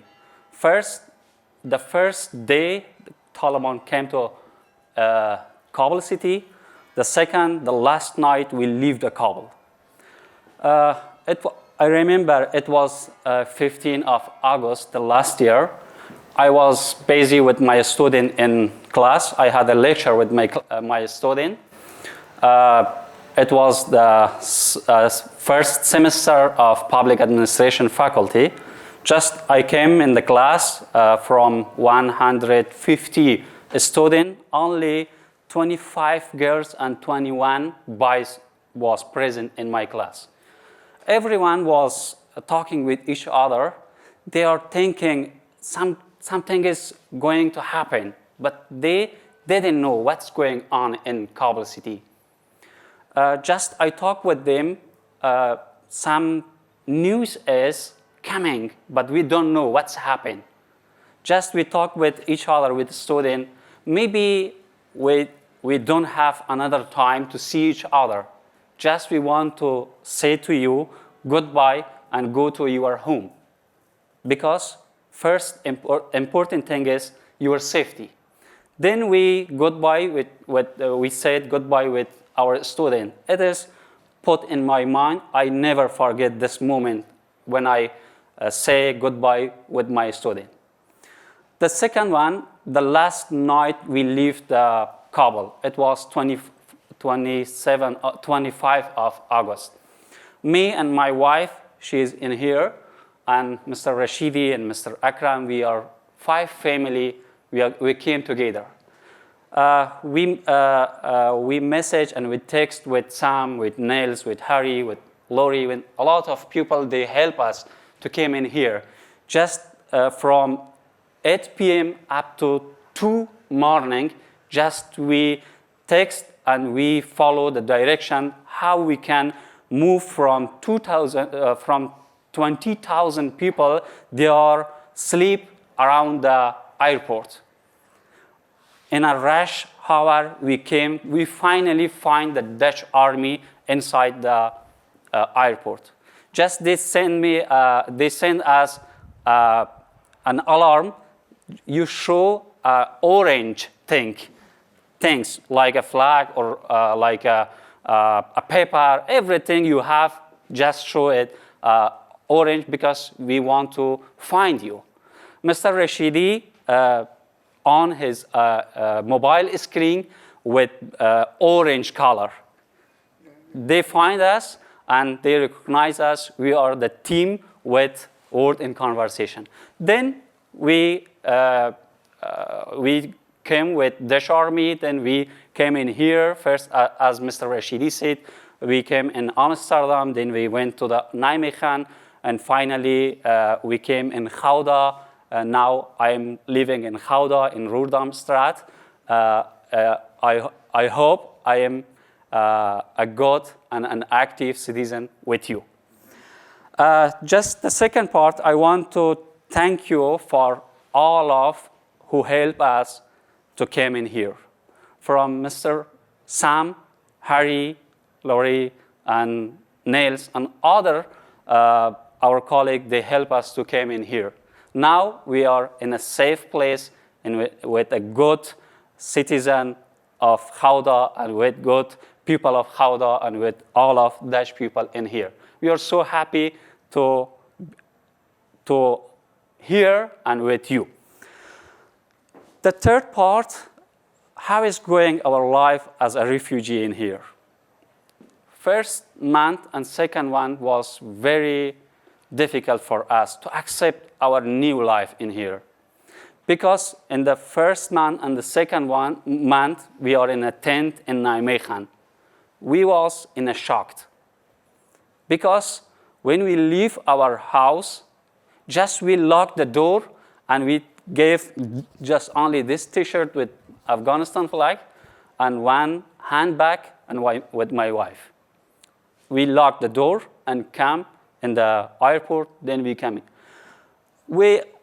Everyone know when you are going somewhere for a trip, for somewhere, you need to make a plan. You need to make some clothes for him. But we didn't have any time to think where we want to go, why we want to go. Just we locked the door and out from house, came in airport with flight to Amsterdam.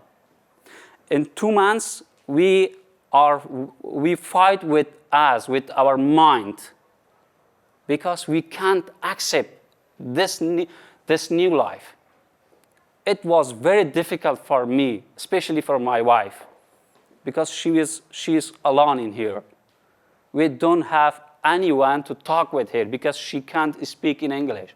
Only she can speak Persian. But now, after 9 months, especially after 7 months, we are in Gouda.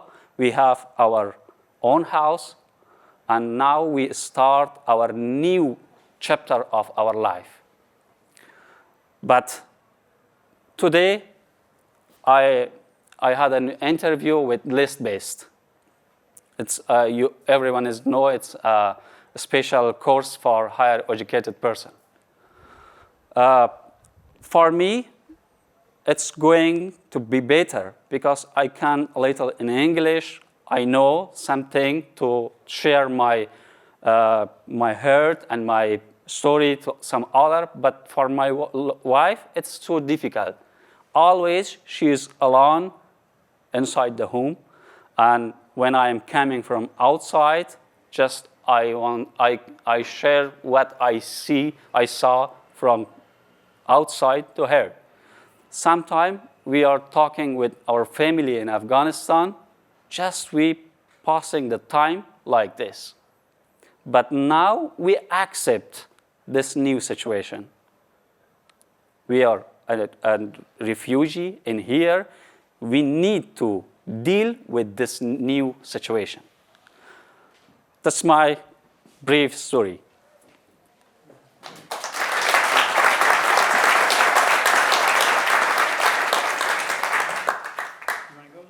I just want to ask, what you used the word refugee, yeah. And what's it like to call yourself a refugee? Who lost his country? It's my definition for refugee. Because everyone who loves his country, I also love my country because I wear this t-shirt. But you lose your family, you lose your job, you lose everything. Now you are in a different country with different culture, with different society. you need to start everything from zero. We call this refugee. Mr. Rashidi, can you respond to that? I'm safe now. Yeah, it's great. It's good. And also, I have my children, my 3 children, will have a bright future. Yeah, I'm happy for that. Yeah, I lost everything, as he said. We lost our everything, but we have, yes, the people here who love us. Yeah, it's really good for us. Just it's how can I say? Yes, something that helps us to move. Yes. So, go ahead. So how you, and Mr. Rashidi, I know that the story, so you have a sense behind this. Lori, at World in Conversation, we had a project that was funded by NATO and all of the different NATO states, and we worked in 12 different countries, and one of the countries is the Netherlands. And what we did was NATO asked us to develop a tool, a conflict prevention tool that would bring civilians in Afghanistan into conversation with soldiers and cadets in military academies. And so we work with soldiers here in the Netherlands and cadets in military academies here. And what they did, as well as the rest of our team in Afghanistan, they organized conversations on the ground with civilians, and mostly college students or younger people, but civilians, to engage the soldiers, the people who are part of these militaries, including the Dutch military. And as a way for their pre-deployment conversations, so that before military arrives, before people arrive on the ground, they've had an opportunity to talk to Afghans. And this idea came from Lori, and it came from members of the military.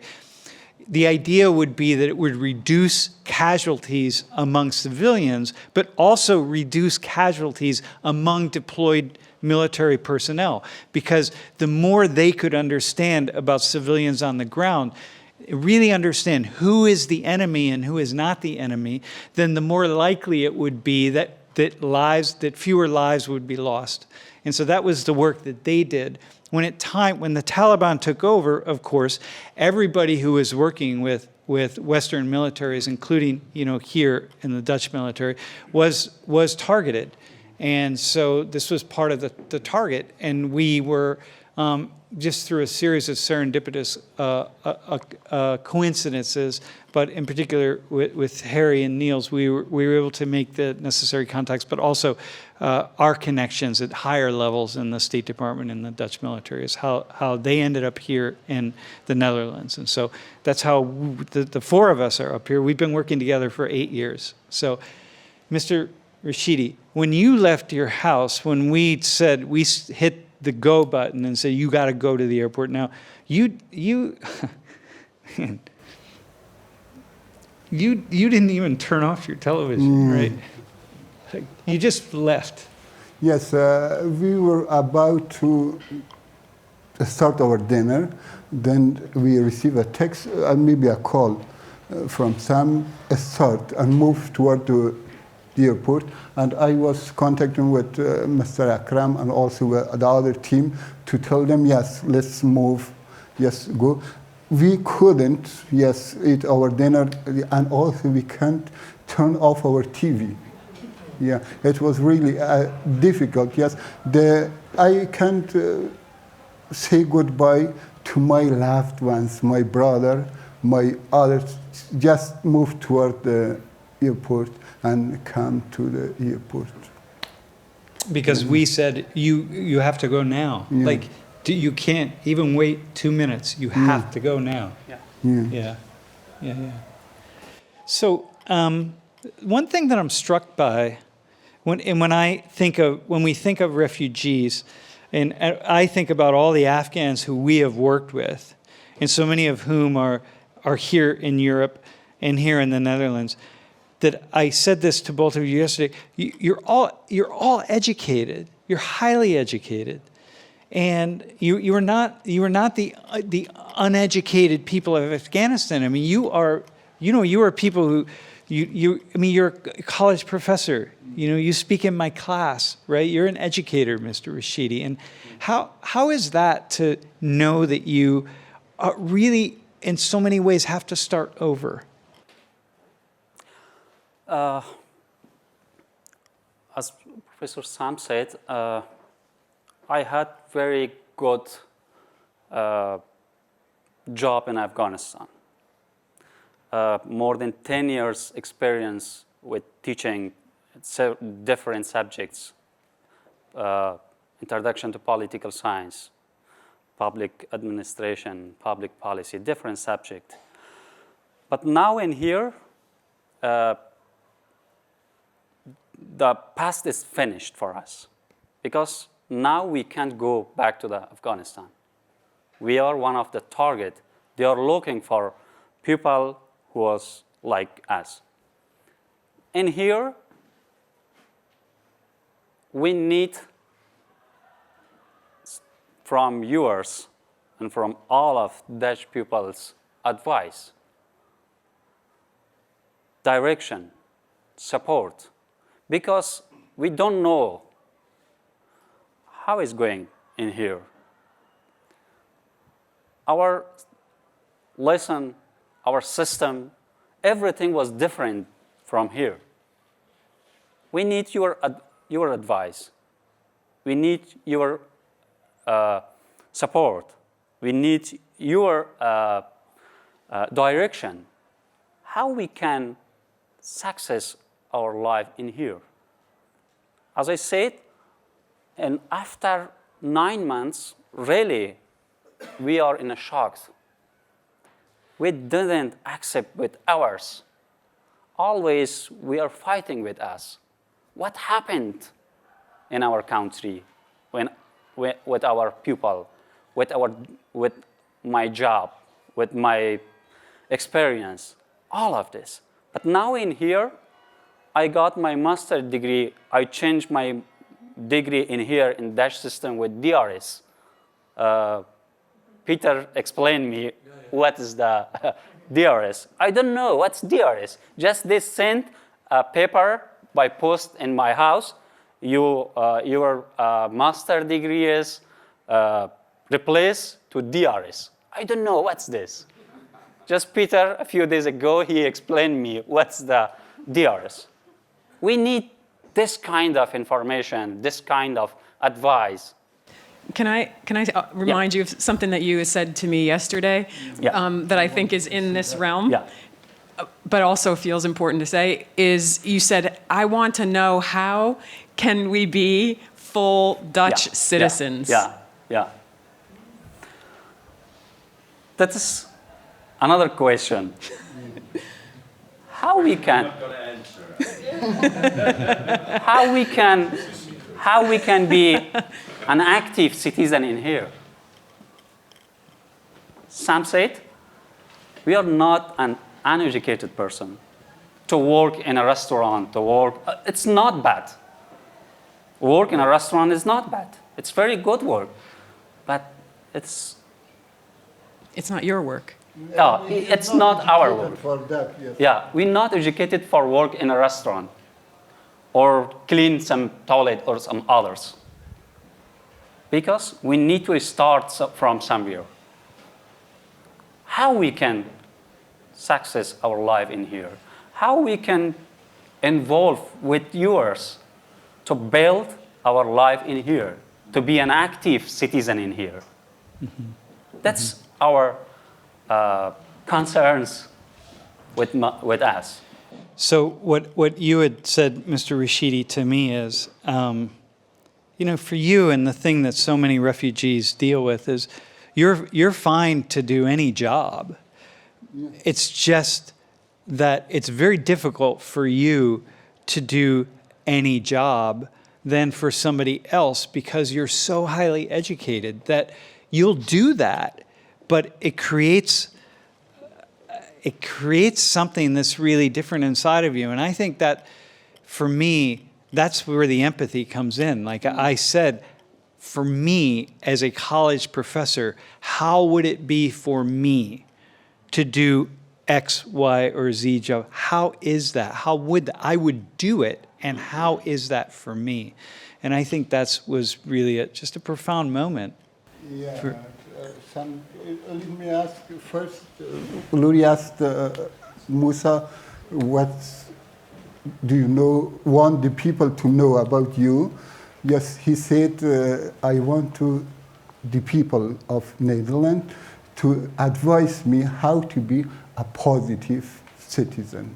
In Netherlands, it's a it's a good thing, and we need your support. To support us in every place. Just some asked me about what are you going to do. I told him I'm doing anything, any job. Yeah, it is because of two things. One, I lost my everything. I have nothing behind me. I don't know what to build my life again from zero. And also for my children, for future of them, to be good people, to work, for Netherlands. Now I feel Netherlands as my own country. I love it, like Afghanistan, where I was born. I love this country. It is, how can I say? It is from the bottom of I heard what I'm saying. Yes, I love this country, and I want to be my children educated for this country, work in a positive way. I can do anything, because of that, and because to start my life again. So can I just say one thing really fast?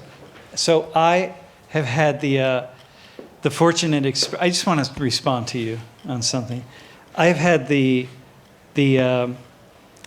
fortunate opportunities to travel around the world and meet many, many, many people, and I think you've already met one of the most amazing people in Bassem, and I say he's the person who has taught me about something as deep and complex as forgiveness and understanding. I always introduce Mr. Rashidi to my students. He speaks in my class every semester. I invite him in via video, and I say, this is the kindest, most gentle human being who I've ever encountered in my entire life. And it's like, I hear you talk, and I think, so I want to ask you, how did you get to be that? He can't answer. How did you answer that question? How did you earn that title? It is really difficult to answer. No one can see. I see something wrong in me, but I can see that that I am the kindest person. But something I learned from Sam. Sam taught me how to be a kind person, and also my mother, God forgive him. I bet it was your mom. I think it's. I have a feeling it's your mother. It's not me. My mother taught me, for being good. Yes. And I add one thing. Yesterday we were speaking, and his father died when he was 9, and he took the responsibility of supporting his family, his brothers, his mother. And I think that situation made you the person you are today. I have two more things to say for you guys. I don't want to sound inconsiderate or cruel, but you left your country at the worst time. You came to a place that every country in the world now is suffering job losses because of COVID. I am really sorry that you had to come at this time, but let me be realistic. I'm older than you. I'm probably more realistic than you. I know you have a master's degree, and it's difficult for you to work something, but consider this as a stage in your life. 6 months, 1 year. Forget your master's degree. Forget your law degree. You have a family to support. You have to be realistic. Nobody will support you, with all my respect to everybody, except yourself. So swallow your pride, move on for a month, 2, 6, a year, 2, and then, God willing, you'll do okay. I wish you all the best. You guys, my heart really goes out for you. Thank you. Just I want to add. Thank you for nice and lovely advice.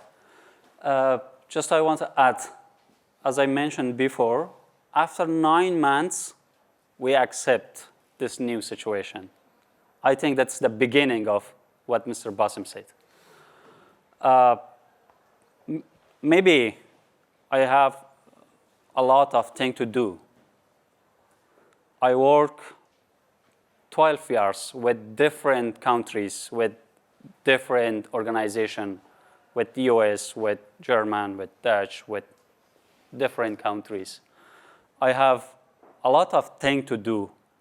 But as I mentioned before, how can I start from? For this reason, I need your support and your advice to run, just to take the first walk, first step. It is important for someone like us. Then we can walk faster. But the first step is a little difficult for us. Because sometimes when we are thinking about our family member, they are living in Afghanistan, we need to stop everything. It is very hard. My mother, my brother, my sister, all of my family is in Afghanistan, in a very dangerous place, with very difficult situation of economy.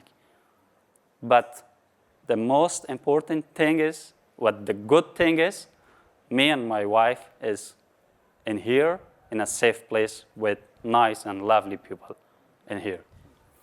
So just before that, I see your hand for a question. I want to say that you both are surprising me in what you're saying, because when we were talking yesterday, Mr. Rashidi was so firmly standing on this place of saying, I don't need help and I don't want help.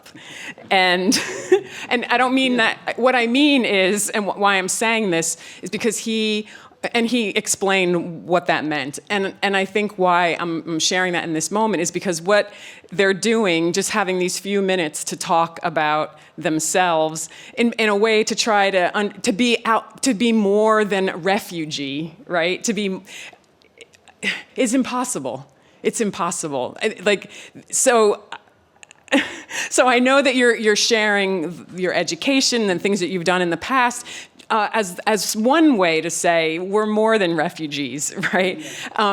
And also there's all kinds of complications in some of the hell that you're experiencing right now. We used those words a lot yesterday. So anyway, this situation is a beginning, an introduction, right, to some of your new neighbors, but really, really a beginning. And so I say that with just all respect for you and the desire to be full citizens and full neighbors, not the refugees, right? And how do you do? And it's impossible. So, one quick thing and then a question. Or you want to go with the question first? Okay. I don't have a question, but an offer. If you give me your email address, If you give me your email address, I'm in contact with the Iran Academia. This is an institution based in The Hague, which offers an online program for scholars in Iran who are suffering from a lack of freedom, as you know. And I'm not involved myself, but I know people, and perhaps you could give classes online. So if you give me your email addresses, I can bring you in contact with these people. Thank you. Thank you. I will share it with you. Yeah, gentlemen, you were asking about how you could participate in the Dutch society in a good way, and I think we have quite a closed society. Although we try to tend to say that we're open, I think we are stubborn, closed people by nature as Dutchmen. But what I found interesting, and I've talked to a lot of people in the 2000s who lived in the Netherlands and came back to Afghanistan as diaspora and tried to rebuild the country, etc. And what I learned from them is that they also had good jobs in the time of the Soviet occupation or just before the first Taliban movement came in. And then they had to come to Holland and they had to work in a machine factory or whatsoever, which was for them very hard to understand. Similar element as they had.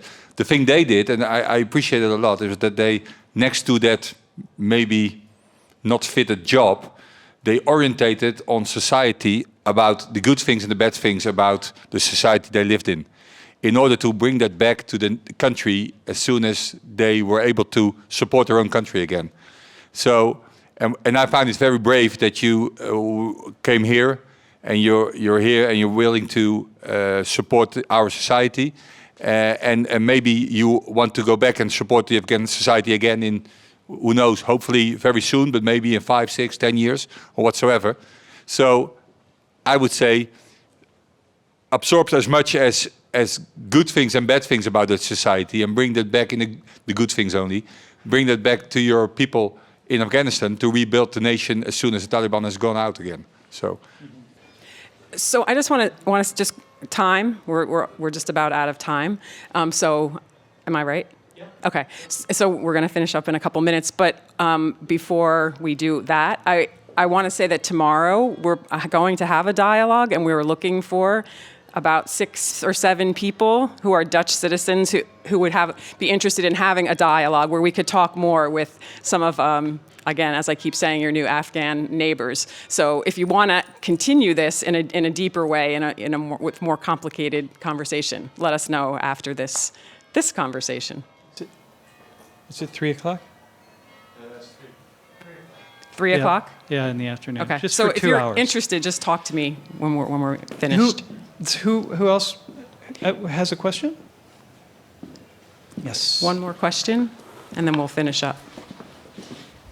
Yeah. So you mentioned your wife not being able to speak English, only Parsi. And there are thousands of people in Afghanistan, but also in Iraq and in Syria, who've had the same experiences where they have these language barriers or these physical barriers or these financial barriers to seek help from outside their own country, their own situation. How can we support those people who can't reach us? How can we reach them instead to give them the support they need to achieve something, to help those people who can't reach for that hand, can't reach for that help themselves? So like his wife. Mm-hmm. For example, your wife, who she's here right now, how can we help her even though we can't communicate with her? Now she start to learn Dutch, but she feeling alone. That's the big problem for her. She always alone in house. Maybe, as I said before, your advice, your experience, how you can deal with this kind of people. You can share your memory, your experience with us. That is very important for us to start. I have an idea. It's good. My idea is a conversation partner, somebody who would be willing just to be a friend and speak in Dutch. And I wanted to see that. Yeah. So I think that's right. I think she was saying that would be okay. Maybe we can talk. Yeah. After, if anyone is interested, we will talk afterward. Yeah. On that, there is a certain program in the Netherlands that's called Kletsmaatjes, and that is connecting people from foreign countries come to the Netherlands to a Dutch friend, and they can meet up online or in person, and they can do different things. I have a Turkish Kurdish friend that I talk every week to online, or actually last week he got married and I was invited. It was a great experience. I can recommend everyone to do this as a volunteer. So that's so cool. Awesome. Can you speak afterwards? Share the information? Yeah. This is what. Thank you. Yeah. People are in Afghanistan, yes, you need help.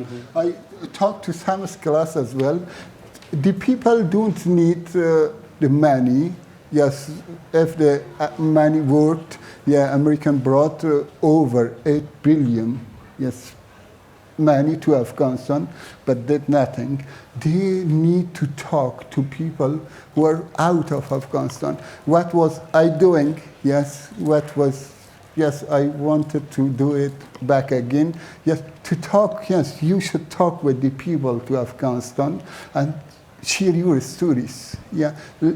Teach them that the people who are living in Europe or the United States or the other places, they are not our enemies, yes? And you can, achieve something, yes. When you call, I was in Amsterdam, I was talking to a person.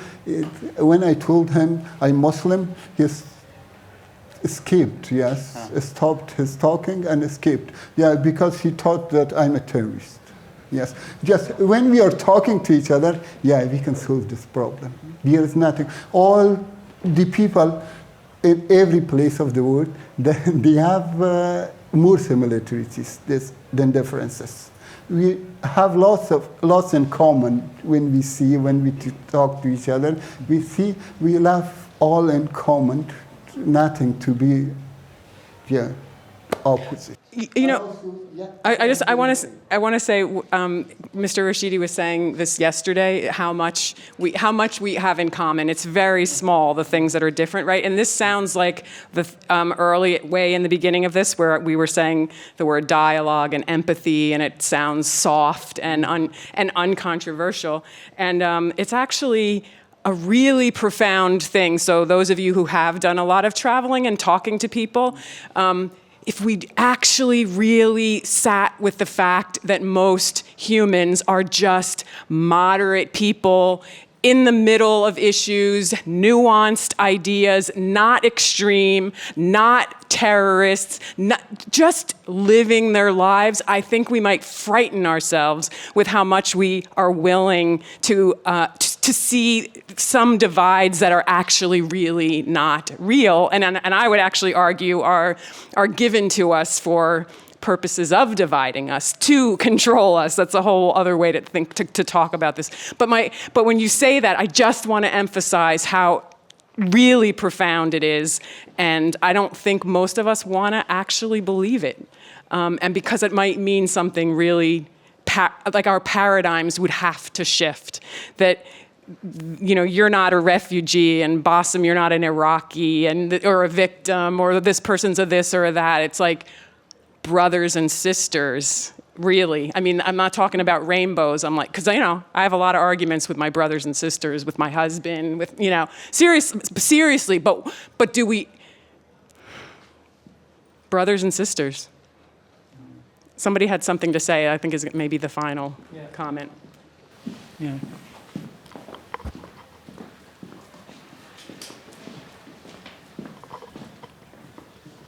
What do you believe is the biggest difference between your culture in Afghanistan and the culture here in the Netherlands?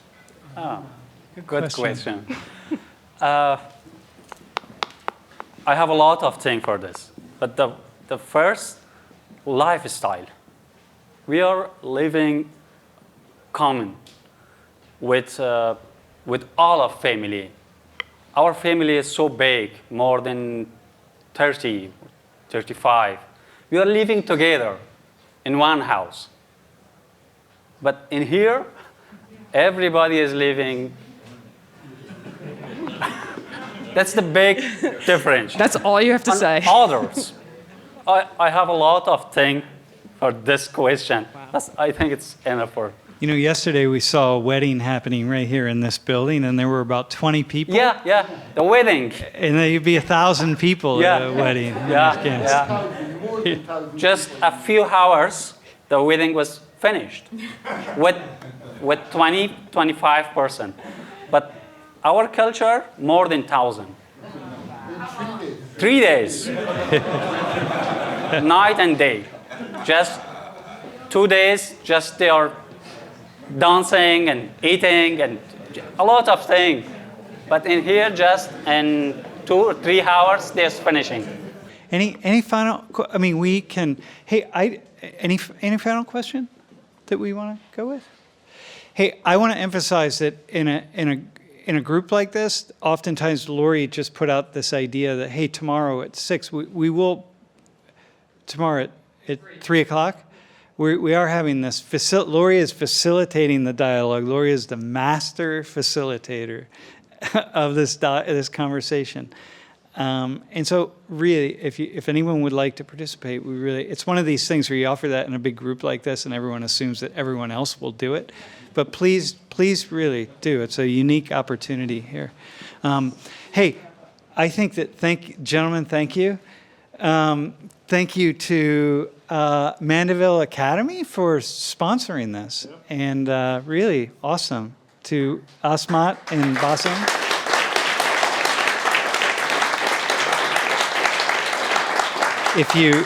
If you're not, I'm assuming most of you are aware of Mandeville, but we had an opportunity, Lori in particular, but both of us had an opportunity to meet with the students, and wow, I wish I could be reborn and be a student at Mandeville Academy. So, yeah, wow, what an awesome experience. And so, yeah, so to all the students here, great for you.